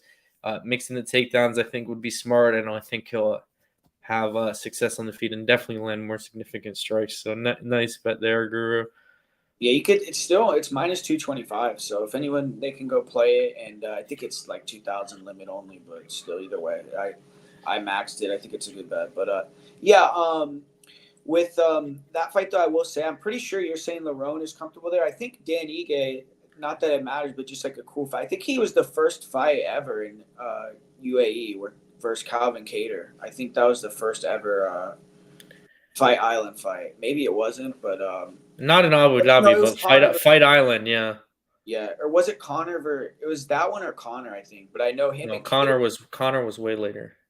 Okay, that might have been the first one. I remember it was. I think so too. It definitely might have. It was like in the middle of the week, like that they fought, and but yeah, Egay ended up losing that fight versus Kattar. But that was actually a good ass fight. That was a cool fight. But yeah. But yeah, man, next fight we got here, Magomedov Ankalaev versus Alexander Rakic. Real intriguing fight. I mean, this is a fight that I think a couple of years ago it would have been lined like a lot closer to a pick'em, and now you got to pay a big premium on Ankalaev if you want to bet him. I guess just because of the momentum, they're both their careers. But yeah, Billy, what are you thinking about this one? This one is really hard because as much as I love Ankalaev and like I rate him as like the best pure talent at light heavyweight, yes, over Alex Pereira. It's just the price tag's a little bit whacked with the way that he fights. I would if like it's very frustrating betting on him at chalk because it feels like he should wrestle a lot more than what he does. And the biggest area of concern for me in this one is him defending the leg kicks. Like I was kind of all over like Ankalaev, like pre-flop. And then I did some late tape study and NBA just started this week and stuff like that. So I kind of got a little bit around to the corner with this one. And the biggest thing that stood out is, if Rakic just spams leg kicks, man, this fight could just be really fucking greasy. But this is another one. I like Ankalaev here. I think he finds I think he can find a finish, and I think he will find a finish in round 2 or 3. It's a little bit contrarian, but I think Ankalaev inside the distance here. But confidence rating on it, like none. Like it's not. I'm not rated up as a preview this weekend, and I don't think I'm parlaying Ankalaev. And he's one of my favorite fighters. So if that tells you anything you need to know how I think about the fight. Yeah. I mean, me personally, I would say that Rakic has a lot of value. It's like I don't get how you couldn't bet him at these odds. I think it's a good ass bet.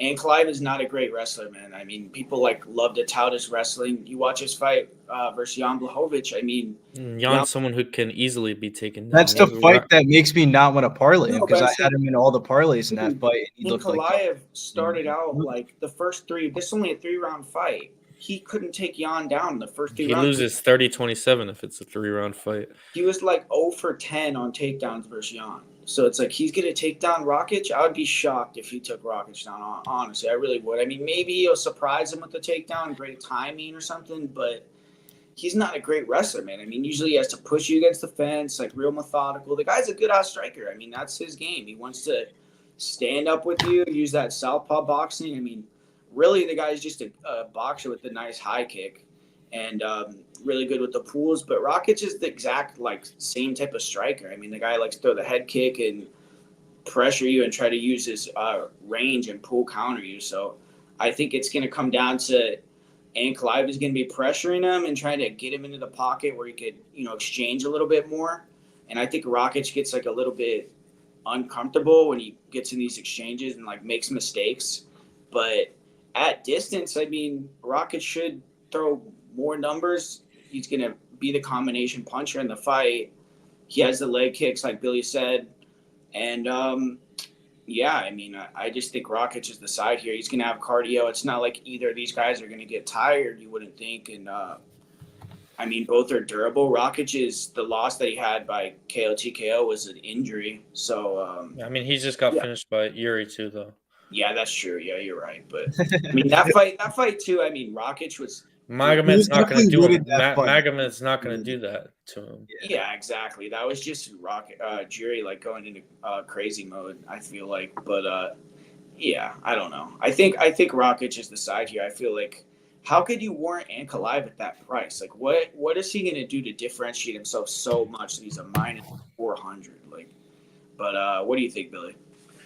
Yeah. With this one, I feel like you just gotta go with what side that you think. Like, if you're looking for a parlay piece, yeah, I guess if you want to end your parlays with Ankalaev, the price tag so high on the other side that you can just money line bet Ratchet can probably get yourself a good underdog. Like, that kind of happened to me. Remember we were talking about the strategy of that last week with the Kyler Phillip fights, about how I was telling you I have so many parlays, I'm probably just gonna end up betting Rob Font. They're on stream making fun of me and Bills for fucking hedge betting. And I was like, dude, why wouldn't I hedge bet? It's plus fucking 450. I can throw like $50 on this and like just kind of kick my feet back, and I'll be getting my ass shaved all night. And it ended up working out for me. So that would be the same process if I parlayed Ankalaev, but I don't think I'm going to parlay Ankalaev here. What about you, Fitz? Who you got here?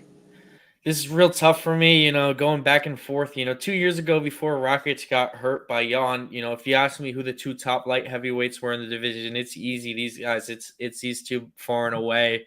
I'm going back to like 2021 for Ankalaev. I was calling this guy a top 10 pound for pound fighter in the world. I was really high on Magomed Ankalaev at one point, just all over him. But I'm not as high anymore. I think he's put on some lackluster performances, in my opinion. He wins fights, but he makes them closer than I think he has the ability to make them. And so, fuck it, I'm going Rakic here too.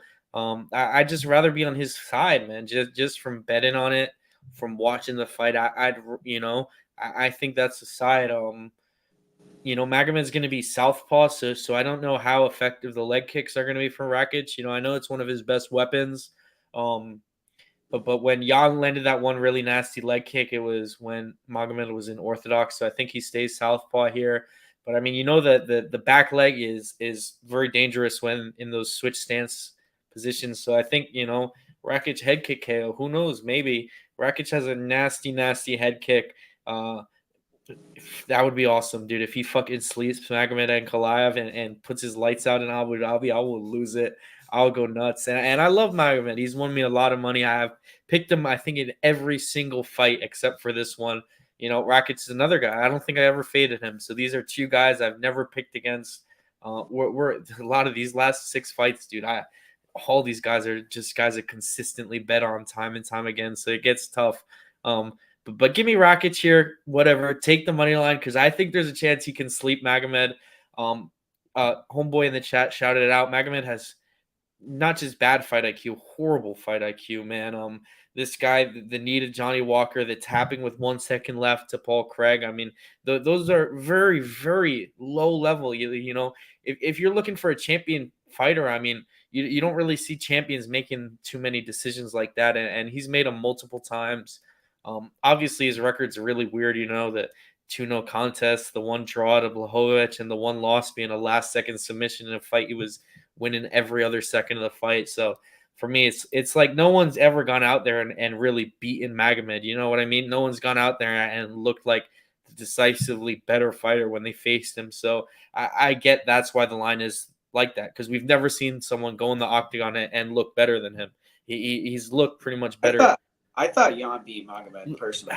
How though? Look how the fight ended though. It ended with Magomed dominating him in the 5th round. How can you leave that and say Jan decisively Mills said he was there out the first 3 rounds? I mean, the first round and the 3rd round were so close. Nothing happened. Mill said he went there I'm just in saying, when person I with his literally wife and rewatched slept it. in Me the When too. I round. just rewatched it. I when I mean, rewatched it, I thought Jan won the first 3 rounds, and it wasn't like Magomed dominated, but he did nothing on top. It's not like he was ground and pounding. he them was hard. landing some damage round 5. He was beating But them it all was. up. I mean, you think it was a 10-8? Like they gave That it. was a highway robbery. Gave him a 10-8. That's to me that made like I thought that was really surprising. Like all 3 judges had Jan up 30-27. I mean that's a fact. So obviously that's not a crazy thing to say. Like so I don't know. And that was a horrible game plan for Magomed too. Why the fuck is he striking with Jan? That's why I don't like betting on him, bro. Like when he's like, dude, you could have taken him down from the first round and been smart and not. But didn't you say he was like 0 for 12 on takedowns? He literally was couldn't take trying, him but down. it wasn't like he could have pushed him against the fence and done the shit he did before. Like it was like he would go for the takedown, Jan would stuff it, and then he would be willing to strike with him again for like 3 minutes. Like sometimes he it feels like he like a gets D1 into these wrestler things now. where he wants to be fucking entertaining, and it's just like, bro, your fighting style. Well, if there's any fight that he's gonna want to be entertaining, it's this one to try to get the title fight. So The thing that's is, why I you know, think inside the I mean, distance. I don't think you can say this guy wants to be entertaining in this fight. So I mean, both these guys, I would their completely fights disagree. are boring as shit. Both of these guys, like they're like How could boring. Rakic is? I disagree, man. Rakic is Rakic versus watch. Smith. That's the worst fight I've Okay. ever Nah, Smith was trash. Rakic Watch his last fight. It was laying on it insanity. for 3 I straight get Yeah, but that was anyone- more Yuri Pakashka making What about the fight Thiago fun. Santos versus Magomed? That's Oh my horrible, gosh, man. dude. That was horrendous, dude. Like they've had Thiago some Santos has crazy-ass some of the worst dude. fights in the UFC. What about man. fucking Thiago Santos Versus Johnny versus Walker? Rakic? That fight was Yeah, no, horrible. Thiago versus Rakic was Like horrible. Thiago versus Rakic was a horrible fight. How about Thiago versus Johnny? I think Thiago's the problem there. These guys are put on That's some the common terrible-ass denominator. fights. Like, and they don't have good wins. That's the thing about both these guys too. Like, you look at their wins, dude. Their wins are fucking atrocious wins. Like, they beat like Thiago and Johnny Walker and like all these like suspect bums. Anthony Smith, like, dude. So this is by far going to be either guy's best win, like far and away. Like, Magomed's best win right now, I guess, is fucking Johnny Walker, dude. Like, No, yeah. I'd say Ozdemir or Krylov. Ozdemir's a good win. That's true. But, like, dude, Krylov, I don't know where the fuck he went, so I can't really He's speak. back, dude. Why, is he going to fight? Like, Yeah, at the Garden. oh, shit, okay. Oh, yeah, you're right, yeah. That was a good win, yeah. But I feel like Krylov honestly got a lot better now, even though or at least, like, the last time we saw him. But yeah, I mean, and that fight was good, too, the Ankalaev. Krylov, I remember, won the first round in that fight. But, we got the co-main event. We got Chimaev versus Robert Whittaker. Sick fight, man. I mean, I think this is about as good as you can get. I wish Whittaker was a little bit bigger of an underdog because I'm being kind of a pussy. I don't really want to bet on him, so I don't know. I'm probably going to pass on the fight. But when I'm looking at it, it's like Chimaev, the guy has some question marks for me because he's coming in here with a lot of different shit going on. Like he totally switched. So many, dude. He switched his camp where he switched his entire personality. Yeah, but he went back to his He's like old a different person. Yeah, and he was saying that they did that deliberately on purpose, like to. He said he limited his training, and was trying to be way smarter, and he's gonna pace himself and all that shit. So I don't know. I mean, it could be a good or bad thing, but obviously in this fight, it's like. You're not going to want to just fucking try to close the distance on Whittaker and just take him down like a retard. Like, you have to be smart anyway. So it probably will be good if he can implement it. It's like if he's trying to not be aggressive and doing nothing, then, yeah, I mean, it could snowball for him. But this fight, I think it's like, man, stylistically, it's a great fight. Both guys have, like, clear paths to victory because on the feet, you're looking at Chimaev, I mean, the guy doesn't have head movement at all. He has good timing, like with his counters. I feel like he could definitely intercept Rob with like a jab or like elbow or something and maybe knock him out or drop him or something. But overall, it's like Whittaker is going to be landing the jab and the 1-2s you think all day. Like it's like clear and the leg kicks are going to be there. Like, so... Chimaev, I think it's going to have to be him timing a takedown on the blitz. Like when Whittaker blitzes in, if he could time a takedown and put him on his back in the center of the cage, I think he could probably, make Robert Turtle take his back and choke him out or kind of like wear him down and start to take over a little bit. But I mean, I do think like people talk about Chimaev's cardio, but like, don't they say he's like fucking a beast in the gym? Like, he can go 50 rounds. So it's like, I don't think he has bad cardio. It might just be the pacing issue. So if he could get that under control, maybe he'll be able to go 25 pretty easily. But it's like there's a lot of question marks with this fight. It's like, but Whittaker too, like you're saying, he's had a long training camp. He's had multiple fights this year already. He's older, so I don't know. I mean, to me, it's a hard fight to predict. So if you're gonna bet it, I would just go with the dog here. But what do you think, Fitz? Who you got? Man, this is probably for me the toughest one on the whole card to predict. I mean, I love both these fighters. I don't think, like I said, I always bet on Whittaker. I mean, I think the only fights I didn't pick him was against Adesanya. Obviously it's been mostly good. Driscoll's cost me some money, but Chimaev definitely never picked against him. The dude's a savage. Just a lot of question marks. You were saying, though, this guy comes out and he's completely a different guy. I mean, he burst onto the scene being cocky, being bold, being brash on the mic. And we haven't seen that Hamzat in a while. I mean, this guy went from someone who gained the entirety of his notoriety because he was so willing to fight. He wanted to fight everyone, everywhere, every time. And now what? We get like one Hamzat fight a year, and he's like the most unreliable fighter on the roster. And I understand he's going through some personal stuff, so I don't want to comment too much, without really knowing the situation. But at the end of the day, I think, dude, this guy has gone out there taking down Usman. I mean, I know Robert Whittaker's takedown defense is absolutely elite. It's like 80%, maybe even higher. But I think Hamzat's going to be able to get him down. If you ask me, I don't even think he'll need the good timing, man. I just think his wrestling is that good where he can just shoot in on Rob and get him down. I mean, that's what he did against Usman. He shot in the first 5 seconds. I mean, that's showing no respect to Usman, a world champion, and a very had Usman ever been taken down before that? I don't think so, because they didn't. Colby fucking knee tapped him. Yeah, come on. He took him down. Hamza had him down in 10 seconds and on his back. So if you can do that to Usman, you can do that to Whittaker. Takedown defense versus Yoel was fucking sick, dude. I watched his ability to I don't know. His takedown defense is really good. It's very good. Yeah, I'm saying it's very good. You have to think Yoel is a better wrestler than Chimaev, right? No, he's not. He would win a wrestling match, yeah, but he's not a better offensive wrestler in MMA than Chimaev, and it's not even relatively close. Chimaev is a much better takedown artist in the sport. I mean, that's why he's landed a lot more takedowns. Yoel's explosive and obviously an Olympic level wrestler, but Chimaev, presents a different threat. But yeah, I'm going Chimaev submission. I like it. I'm gonna bet that prop. It's probably one of, if not my favorite props of the night. If Whittaker wins, I'm gonna be pretty salty. I didn't pick him because I would love to be on Whittaker here. I would love it so much if I was on that side and he went out and won and finally stopped the Hamzat hype train. But Hamzat's another guy, dude. When this guy was bursting on the scene, I was saying he was going to be a 3-weight champion. I said he could have won at welterweight, middleweight, and light heavyweight at the same time, And I still kind of believe maybe he could have gone in there and beat Jan Blachowicz or Glover Teixeira. Who knows? Maybe I'm crazy for that, but I'm on boards here, Yeah, one thing I will say that had me kind of nervous before Billy goes is Ariel Helwani. He's done this thing where he calls it something, but it's basically him guaranteeing a win, and he's 6-0 on the picks. And he said that Whittaker is going to dominate Chimaev. So it's really? I don't know. Maybe he knows something, I don't know. But he said that on his show. So that kind of I'll never forget. The one guy who does the breakdowns, the bang breakdowns. I can't think of the name right now. The Bink, Robin Black.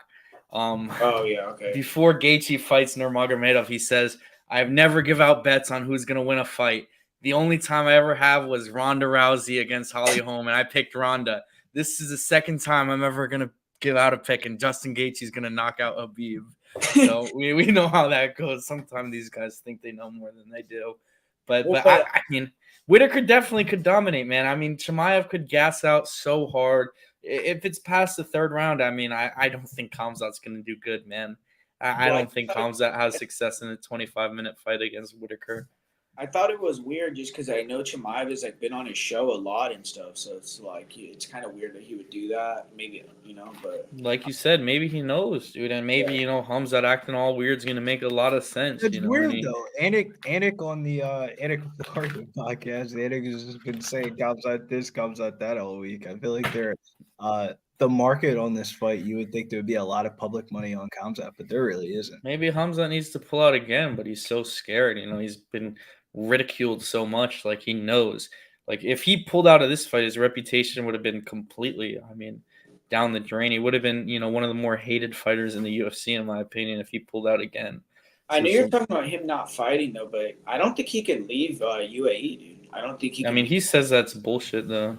No, but I think his affiliation with the he said guy. when Trump wins, I'll be there. What does that mean? The affiliation with that one guy that's all over his fucking Instagram is like one of the biggest fucking mafia. Half of that team is boys with him, dude. Usman goes over there for birthday parties and yeah, I know. I mean, I don't know. It's crazy, But I just feel like that's the issue. Like, obviously, he has pulled out of fights too with like health issues and stuff. But I think he can't leave UAE at all. Like, because dude, they would want to put him on like the MSG card or like some like shit like that. I'd feel like. I think they want to put him on the Saudi card, dude. The Saudis are giving them so much money. They're trying to get this guy on this card. Saudis are probably saying like Khamzat has to fight on this card. Yeah, maybe. I don't know. I mean, he's a megastar over there, dude. Hinat's really big over there. Bullet is obviously huge. Those guys, the reaction they get from the crowd is insane. But Chimaev, he came and fought in Miami though. So they were trying to make him big in the US. Like when he fought Gilbert. Yeah. So I don't know. I feel like that was Gilbert's hometown too. He was like the enemy bad guy. Like they were playing into the script too. I want to say hometown. Gilbert's not a not hometown. I'm saying like that's not the best. I feel like most. He would get a better ruckus crowd in Las Vegas than he would in Miami. Well, that was cool though. That was like a sick ass picture where you have like the green. It was like they had like the green entrance and he's sitting on the top of the cage. You guys, that was so awesome. That was sick. Like that was when he had that like super aura still before Gilbert fight, and then Gilbert like humanized him in that fight. But yeah, at that point, obviously they were trying to. I feel like if he would have destroyed Gilbert, like finished him, they would have given him a title shot in Vegas or a big like spot in the US because. Dude, he's always going to be a star in the UAE. Like, anytime he fights there, like, the US is where he needs to get bigger and, like, he could become, like, the biggest star in the UFC, I feel like. But, yeah, hopefully they'll figure that out. But, so what do you think, Billy? You think that, I know you said you got Chimaev, but you think Whittaker's the value side too? Nah, I got Chimaev here, man, and it's my biggest bet of the card. To like parlay of Chimaev and Basharat. It's risky, bro. Yeah, it's gambling. It's one of those ones where it's like, fuck it, dude. I parlayed Jake Hadley at minus whatever the fuck it was last week and lost. How do I not go back? 550. I feel like the gas tank of Chimaev is being over exaggerated. If you watch this tape, there's like very minor tweaks in his game that he can make that he could be able to fight for 25 minutes. Like it wouldn't shock me if Chimaev won a decision. It wouldn't look clean by the slightest a bit, but like I would not rule out Chimaev to win by decision. But I think he's going to find this one inside a distance. Outside of that, Ikram Alisera fight for Robert Whittaker, and it looks like his durability is trending down, man. And I feel like Chimaev should be able to run through him, if not be able to win a decision here redundantly. And then if you're watching this fight live, I feel like you're going to be able to kind of like know like this is done. Like you're gonna know, like the Chimaev shit's so done. Like you're gonna be watching. It's gonna be like the 4th, 5th round. Like you're gonna get good hedge opportunities for this one. But I don't think it's even gonna come that long. I think Chimaev is gonna find a finish early in this fight, and Chimaev wheels up. I think the one person that we're going to be talking about from this card from after this weekend is Chimaev for a title shot. Yeah, I will say that line is pretty crazy, man, because when Chimaev, when he fought Usman, he was like almost 4-1. So they're giving a lot of respect to Whittaker for sure. Like, As they should, though. I mean, it's Bobby Knuckles, dude, at the end Yeah, of but the Bobby day. Knuckles was look at just him versus lucky. Leal, minus Like, 300. Ikram. So it's I like, mean, he would have looked minus 300 against Leon, in my opinion. yeah, I agree, but I'm just saying, like, that's a big difference than minus 195. Like, that's a huge, like, they're saying Whittaker's a lot better, a lot harder matchup, which I guess it's true, but yeah, I mean, they are, like, I don't think if Chimaev wins this fight, like Billy's saying, I don't think he'll ever have that price again until he loses, you know? So, And bro, and when I really sat down with this and really started hashing it out and weighing out the risk, it's like, would you rather gamble on fucking Khamzat Chimaev's gas tank not being as bad as everybody fucking says it is, and him having that baby swag fresh off the kid for this fight? Or would you rather bet fast, Orabi versus fucking Rebecky at the same exact price tag? I don't know, man. Like when I start like weighing it in a little bit, no, I mean, obviously, I bet Usman, dude. So I knew the line was off. I'm just saying it's like, I feel like if this fight was like 2 years ago, Chimaev would be like minus 400. So I think he's lost a little bit of the, respect from the everyone in the sport as a whole. I think a lot. Like, dude, if this fight was after Chimaev or when he was gonna fight Gilbert, no one would be saying Whittaker had a chance. Like. So I think it's a way different climate with Chimaev now, but doesn't really mean anything in terms of like picking the fight. But yeah, and no, but I really think though, bro, like Chimaev for like we're a couple hours before the fights and stuff like that. He ended up being one of my more confident picks of the card, bro. I really think he wins this fight. Yeah, I don't know. It's like saying it's tough for him to be. I mean, Whittaker, dude, is not a guy you want to be confident betting against. He's so Whittaker, good. He's so elite, man. Lost to Dricus and Izzy, right? Yeah, that's it. And I mean, the second Izzy fight was super close, super close. Yeah, I was there live, dude. Everyone that was there live thought Rob won. The whole crowd thought Rob won, but I don't know if obviously it seemed like that's for me. I'll defend Izzy because I always say to beat the champ, you have to beat him decisively. So for me, that's not decisive enough. That sticks with the champ. So whatever, real quick. Give me Khamzat submission, but Whittaker, nice value. Anyone betting on Whittaker, I don't, I'm not going to advise you not to. I'm going to say good luck. I love Bobby Knuckles. Hopefully you can cash your tickets. Hopefully not, because I'm on the other side. But here's what it is. I'm not gonna say don't bet on Whittaker. I think if you want to take the shot, there's a lot of reasons why. There's multiple avenues for Whittaker to win this fight. Khamzat could gas. He could just pick him apart. He could stuff the takedown. So he could just sleep him like he did in his last fight. You never know. Yeah, and I'm looking right now. Whittaker has like a fucking shit ton of wins. They're all super long time ago, but when he was the underdog, he's won a lot. Like, bro, he has so many I would wins, say dude. out of all the favorites on the card, Vittori, Cannonier, Till, Brunson, Jacare. Best ROI. Saying, like he was an underdog a lot of his early fights though. Like when he fought like Tavares, Uriah Hall, Clint Hester, Brunson, Jacare. He was underdog in every single one of those fights. He was underdog to Cannonier. So, but he's lost as the underdog too, though, to like Israel. Yeah, he was a big favorite versus Dricus, though, right? I'm pretty sure. Yeah. So, but yeah, I mean, it's not like he's been the underdog that many times, though. But look, the other one he was. I guess it was. I wonder what was his line. Does it show what his line was when they were gonna fight before? Was it the same? Do you remember? It's right here. So pretty similar. Yeah. Okay. Yeah, that's So right. not similar at all. Robert Whittaker opened up minus 200, but then flipped to exactly what it is now, pretty much plus 210. Oh, and then they opened it at plus 155. So, yeah, I mean that makes sense more to me. I wouldn't line. I definitely wouldn't line Whitaker as the favorite. I mean, if I'm Yeah, just they would have got all max bets on Chimaev at that point.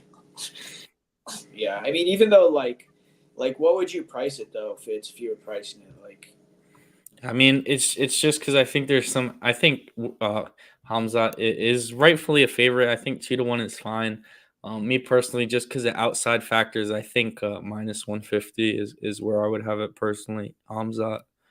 Yeah, that's true. MMA clips too because it's a 5 round fight. I mean, if you really like that angle of the fight, I mean, you'll probably get like a way better odds after the first round. Agreed. 100% agreed. Yeah, but I also feel like this goes back to where I was saying I feel like a little bit of Khamzat Chimaev's cardio is being like exaggerated. If he wins the first 2 rounds, Yeah. drops the third, and No, I like agree with you on that. it's been one of the fucking last two, dude. Like in the Usman fight, like He that got fight was takedowns and 1-1 going he to the got a third. takedown on Usman. Takedowns in the third. So yeah, I think I agree. I think his cardio is better than people are saying. But if you like that angle, though, I do think that's like the way to go because you'd think like probably what 7 or 8 times out of 10, Whitaker is going to lose the first round. You know. I am shocked though. I'm completely shocked that when you look at the ticket count on this card, that Khamzat Chimaev is nowhere close to being a popular parlay piece this week, which is wild.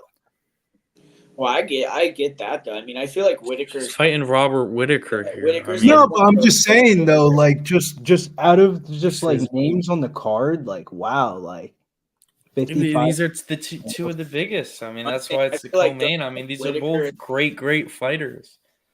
like, don't you think Whitaker has There's, the biggest fan bases in UFC? Like, I would say, I don't think one of the biggest, but he's a huge fan favorite. Yeah. or I guess, yeah, you're right. But like, maybe in terms of hardcores, I feel like Oh, he's beloved, dude. He's absolutely those beloved. are the people that are. Those are the people that bet on the fights. You know, like Yeah. the majority. So I get And why. a lot of people are betting on this fight, dude. This is, they're going to be getting a lot of money on these top two fights, dude. Everyone, a lot of people know Chimaev. Like people Dude, who don't everyone- even really yeah, follow the it's sport, they know random. Chimaev. They'll all like my friends and shit that don't watch MMA will text me like before his fights and Exactly. shit. So, like, That's he'll how you get know. a- That's a good. he'll We get a all lot have some friends who, on if the they know farm. who a fighter is, pretty much everyone knows who they are. Like I bet you Chimaev by the time he fights, he might be like minus 300, maybe. So, but we'll see. Like, but yeah, man, this fight, main event time, amazing fight, man. Max Holloway versus Ilia Topuria.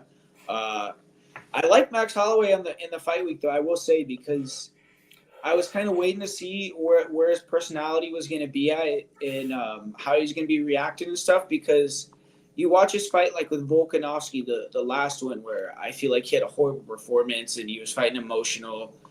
The whole week he was trying to talk shit. He was like arguing with Volkanovski and I feel like he had a big chip on his shoulder in that one. Whereas with this fight, you see Ilya's like baiting him, like talking about he's going to point down to the center right away, and Max is just brushing it off. And I think it's obvious why because you look at Ilya. I mean, even if you watch it, like I just watched his fight versus Yusuf. I was looking into Yusuf's fight for next week, and Ilya couldn't touch that guy. And I don't think Yusuf is like some elite striker, but you look at I mean, Ilya's boxing has improved a lot since that fight. Since he's you could come to the UFC, it's gotten a lot better. It was 3 full rounds and he landed like 18 strikes in the whole fight. So it's like he really struggled with the movement, dude. Like if you don't stand in front of him, even Alex Volkanovski the first round, dude, Was having success moving around the octagon.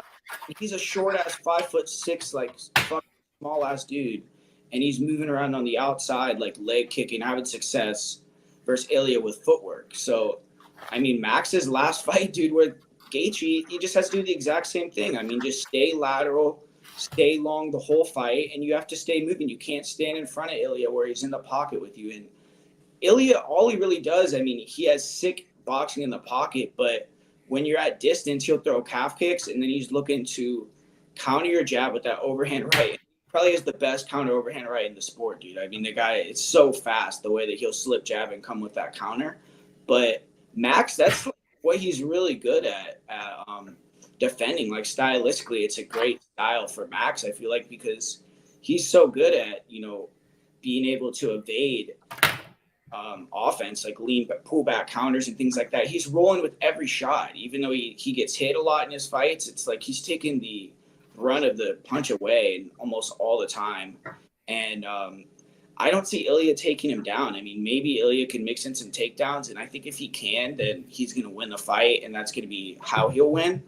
But if it's a stand-up fight for 5 rounds, I just feel like if Max is on point with the game plan, I think he's going to get the victory here. I think he's going to be throwing more numbers. He could stay long. The calf kick is going to be essential for both guys. I think they're both going to be throwing calf kicks, but I just feel like Max is going to throw more of them. And, I mean, Ilya, we don't know about his gas tank either as the fight gets later, rounds 3, 4, 5.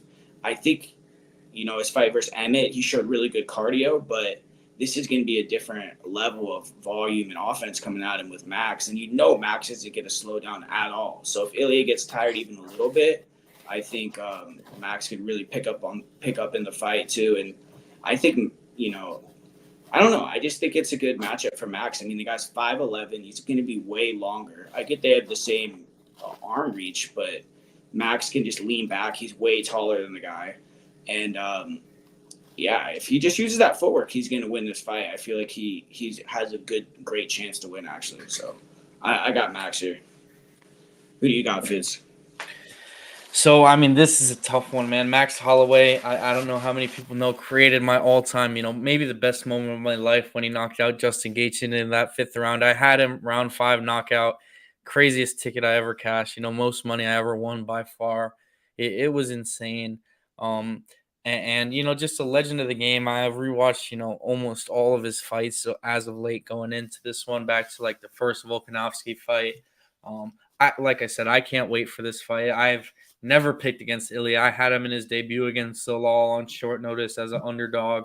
I've had him on every fight since, and besides that Jai Herbert fight, it's been, almost a cakewalk for Ilya, and he didn't really test himself against a ton of the top 45. So that's why I still feel like that there's things that we're yet to know about Ilya, I think he's going to deliver, though. I got him here. The method of victory, I do struggle a little with, though. I am ultimately leading decision. I don't think Max is going to get knocked out. If there's anyone who's going to do it, though, it's going to be Ilya.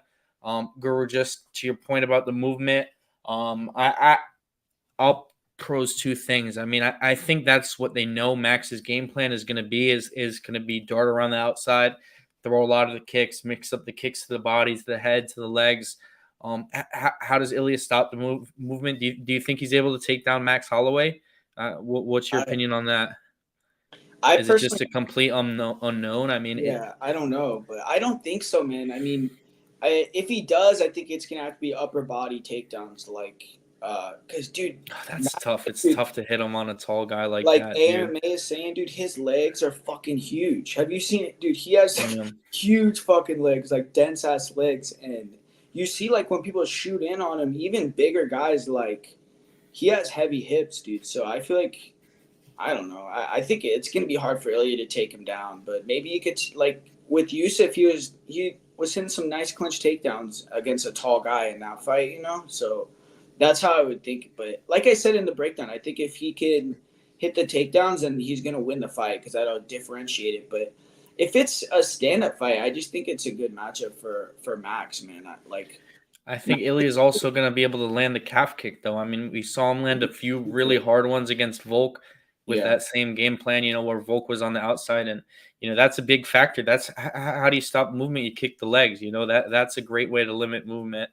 I mean, Max just fought Gaethje, though. I know. Exactly. So it's like every point there's a counterpoint. Like I said, there's unknowns about Ilya.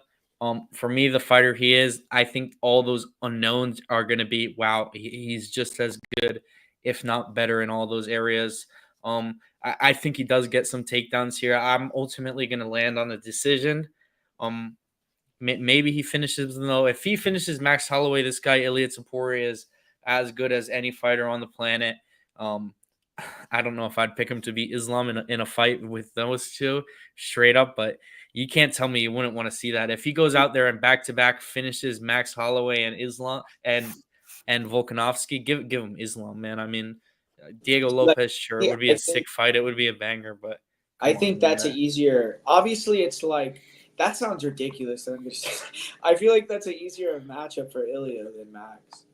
I mean, Islam's Islam. huge. Not saying that bro. he'll beat him. Like I'm just because the size is the difference, you know. But I'm talking about like massive difference. if you're talking about the just style wise, I think it's an easier style, you know, because Ilya. I mean, dude, the guy's grappling is legit. Like so, you'd think like if Alex Volkanovski was given, you know. And Dustin was giving Islam some issues like with the takedown. Do you think Ilya could too? So I think that'd be an interesting fight for sure. But yeah, Max is going to be fun to watch versus Ilya. And I mean, obviously, I mean this has to be Max's probably last chance to ever get a title again. So at least at 145, definitely. This might be the last time we see him at featherweight if he doesn't win the belt, in my opinion. Yeah, it could be. And that's another factor. Like, I guess I'll ask Billy right before he goes. Do you think Max being at 155 his last fight and actually putting on weight, like he gained muscle and all that, and then having to drop down back to 45, you think that's going to play a factor in the fight? I don't have a good read on this fight at all from the aspect of, like, I think Topuria wins, but from just like I've bet Topuria throughout all of his UFC fights. But one or two is just like, man, bro, this price tag's a little bit fucking wild, bro. It's not like you would have to parlay this, and I don't know how much I'm in the business of parlaying Ilia Topuria at minus 300 over Max Holloway just in general. And it's this isn't even like one that like why would I even parlay it? Because I would know by the end of the night I would fucking hedge it. Like you're telling me, if there's two started walking inside the cage and you had like 7 to 8 parlays and you had Ilia Topuria left, you wouldn't be fucking parlayed and you wouldn't be hedging the other side on Max Holloway. So it's just like, if I'm already thinking that, then why am I even placing that? I think the only bet that I can make in this fight is the overs here. I think it's like over 3.5. Fight to start round 4. If you like Topuria, I would bet Topuria to win him round 2 to start. I thought that was a good price tag on that. There's ways to bet Topuria. I don't think Topuria is knocking out Max Holloway, bro. I really don't. Like, I really think this is going to be one of those type of fights where it's just going to be one of those bloody wars for 5 rounds, and someone's going to get their hand raised, and I just want to be a fan for it. I don't want to. I hope by the end, like, can you imagine, Guru, like, fucking, you have the fucking Khamzat Chimaev bet, and then like you're just popping up for the Topuria Holloway one. Like, if I can get the Chimaev one through the hoop, bro, I just want to be done after that. I mean, dude, it's funny that fight and the main event, they're like the same exact fight, dude. It's like but I'd so rather wait. I probably regret saying this. This is probably one of those clips. I so rather be fucking Bobby Knuckles than fucking Max Holloway. You'd rather bet against Bobby, you're saying? Yeah, I'd rather bet against Bobby than bet against Max Holloway. Yeah, makes sense, dude. I mean, Max, you could argue, like, I don't know. It's like Whittaker, too. It's hard to say, like, do you think Whittaker is still improving? Like, because I think you could is still improving. I keep on betting against Whittaker. Like, I don't know what it is, but, like, I feel like for the last 3 or 4 years, I've bet against Whittaker. Like, I bet Paulo Costa. I mean, the activeness, so I mean, like we said, he's never been this active. He could be sharper than ever. You know, it's a two-sided. Yeah. He's either, you know, a little worn out from all these fights and pushing himself a little too hard, or he's hitting a peak, you know, a second peak. When he won that belt, I think he was 26 years old, man. That's very young to be a UFC champion, dude. So I mean, he's still in his part of his career where people are on their first title runs. Like, look at Bilal. I mean, he's 36, 37 on his title run. So, yeah. And I mean, up at these heavier weight classes, man, it's completely different. So, I mean, it just speaks to the type of fighter Whittaker was, that he went in there and got that title so young and has consistently been he's been the number one contender for like a decade, man, or the champion. Beat everyone, man. The only fight he lost was Driscus. Every other contender he turned away, man. Every single one. But Khamzat's just a different animal at the end of the day. I mean, this guy is just different. There's no one like Khamzat. And I mean, ultimately, end of the day, my personal dream fight in the UFC, maybe it's John Jones or it's Tom Aspinall, but you can't tell me Bo Nickel versus Hamzat. I mean, Bo Nickel versus come Hamza. on, that's just Yeah, come on, man. That's an awesome That fucking is the fight. fight we want to see. Bo's gonna get the win for USA for sure. Shit, I'm Bro, telling you. I really think that's gonna be how Bo. So my narrative theory is some way somehow Khamzat gets the title within like the next 2 to 3 years. By the time Khamzat defends the title once or twice, Bo Nickel will be ready. And when Bo Nickel gets the belt that night, it's gonna be in Abu Dhabi for these fucking overseas cards, and Bo Nickel's gonna be booed like a motherfucker, and he's gonna walk in there, finish Khamzat, and real and be screaming USA, USA. And that's how Bo Nickel. And then, like, I think they're going to build up the Bo Nickel Khamzat fight, but Khamzat's got to do his part, right? But fuck yeah, you're saying remember Aldo's the GOAT. I agree, but dude, I will say that's a great matchup to watch to look at this Ilya fight, dude. If you're watching Aldo, he's doing the exact same shit in the second Max fight that Ilya does. He's fucking countering the jab with the overhand over and over. Second question though he asks is why is Egay scorecards no action plus money? If there was a scorecards no action that I would take on this card, I think the best one is Bruno or not Bruno Silva. Bruno Silva over Ismail Nardiev. Like, what does that mean? Scorecards, no action. If you the fight goes to decision, you get your money back. Like, he should be a favorite in that market. whether you win or lose, or only if you lose. So basically, if he knocks, you're basically betting him to knock him out. Like, if it goes to the judges' scorecard, you get your money back. So, like, if the fight I don't think he's getting finished by Nardi. Yeah, basically, it's just betting that the other guy. I mean, the thing is, Nardiev does have submissions, and Bruno Silva's been submitted a fuck ton, dude. A shit ton. I think that's the best scorecards no action. I feel like if you bet Danny Egay scorecards no action, you're just asking. You're just getting your money back. Yeah, you're just asking for a refund. Like, that's why it's plus money. Like, well, you said, does he not have more finish upside than Murphy? I do agree. I think if you're gonna bet that fight, you're like Guru said, he gave out a good little nugget. And then the other one, if you don't have access to what Guru was talking about the missed strikes landed, I would just take Murphy by points or Egay by knockout on FanDuel and Bovada in the like, that's kind of like the same thing. But I like the missed strikes landed, like you said. That's a way better bet. Yeah, that's on Bet Online. So, but like I said, you can only bet 2K on it. So it's like it is a limited market. But and he said Australians do not take steroids. And well, I guess, do you guys consider, is he Australian? Because that fool has had some. He's not Australian. He just trains in all. He's not Australian at all. He doesn't. He trains in New Zealand. Oh yeah, I'm retarded. But he's Nigerian either way. Those oceanic countries. Talking about that, I meant to go bet the NBL. I know, like, yeah, a lot of those guys, they're like those. I guess the oceanic ones, they're definitely not on steroids. I feel like Olberg might be on steroids, dude. Who? Olberg? Yeah, maybe. Jacob Malkoun. Malkoun's for sure on roids, dude. That guy's. That's why I don't know why one of the press conference, one of the guys asked Robert, he's like, who do you got in your gym that's possibly comparing to Khamzat Chimaev? He should have been like Jacob Malkoun, motherfucker. Dude, Malkoun was wrestle fucking Brendan Allen. I mean, he actually got robbed. That was crazy. That was a bullshit decision. But thank God I had Allen. The guy's not. I mean, you know who's definitely on steroids in this card though? Fucking Leal, dude. They gotta fight. Oh, bro, that's what made me not want to bet. He has so much fucking steroid back acne. It's like insane. Yeah. So I think he's a live underdog. Honestly, that guy is fucking roided out of his mind. And bro, I think he's gonna knock him out. Like, if he doesn't knock him out in the first round, I think he's toast. You think it? Yeah, maybe. I don't know. He has great cardio though. I mean, the guy's been 5 rounds and shit. But yeah, if he gets taken down, we'll see. But yeah, guys, you can just kind of. What I think is gonna happen though is like one of those things, like, you know, like kind of like bad comparison because their fight styles are way different. But like, remember Jordan Vucinic when he fought Guram? He like clipped him in that fight, and he just fucking went for it. He's like, dude, Yeah. I'm fucking going for it. And then like his just adrenaline dump was just major.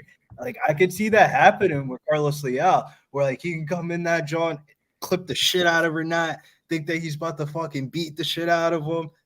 It's in fucking Abu Dhabi. The ref's like, nah, bro, here, like, we're not calling this shit unless I see this motherfucker foaming at the mouth. And then Renat fucking just takes over. We're all just like, wow, bro, he just won another bullshit ass decision. Yeah. Renat fucking just takes over. We're all just like, wow. But yeah, guys, thanks. This was fun. We broke down the whole card, and yeah, I think we got some different opinions on this one. I'm going more underdogs, and other people got some. I guess me and Fitz had a couple big underdogs that we aligned on. So maybe bet those. Hopefully, we can win some money, or you could get pissed at us either way. But yeah, man, I like this card though. I think it's going to be sick. There's going to be a lot of great fights to watch, and thanks for breaking it down with me, guys. If you guys want to shout anything out you guys doing, Fitz, Billy, go ahead, bro. Yeah, set the alarms, guys. We got to be up in like 6 hours, 7 hours. So make sure, we're getting late night here, getting last minute information. I'll have my full card breakdowns on TikTok, Fitzmagic MMA. Just keep coming out to the streams, keep supporting. We have fun doing these. Hopefully we'll win you guys a lot of money over time. And yeah, that's it. Yeah, man. What about you, Billy? Yeah, you can find me over on _Bills. Hopefully, we make some good cash tomorrow. I'm keeping my card short, but I feel like the spots that I really like, I would just want to cash on those spots. And one of those ones where good old Dana, might have to get me here. I might have to buy the pay-per-view. I feel like all my big bets are on the fucking pay-per-view. Bullshit. All right, guys. Later.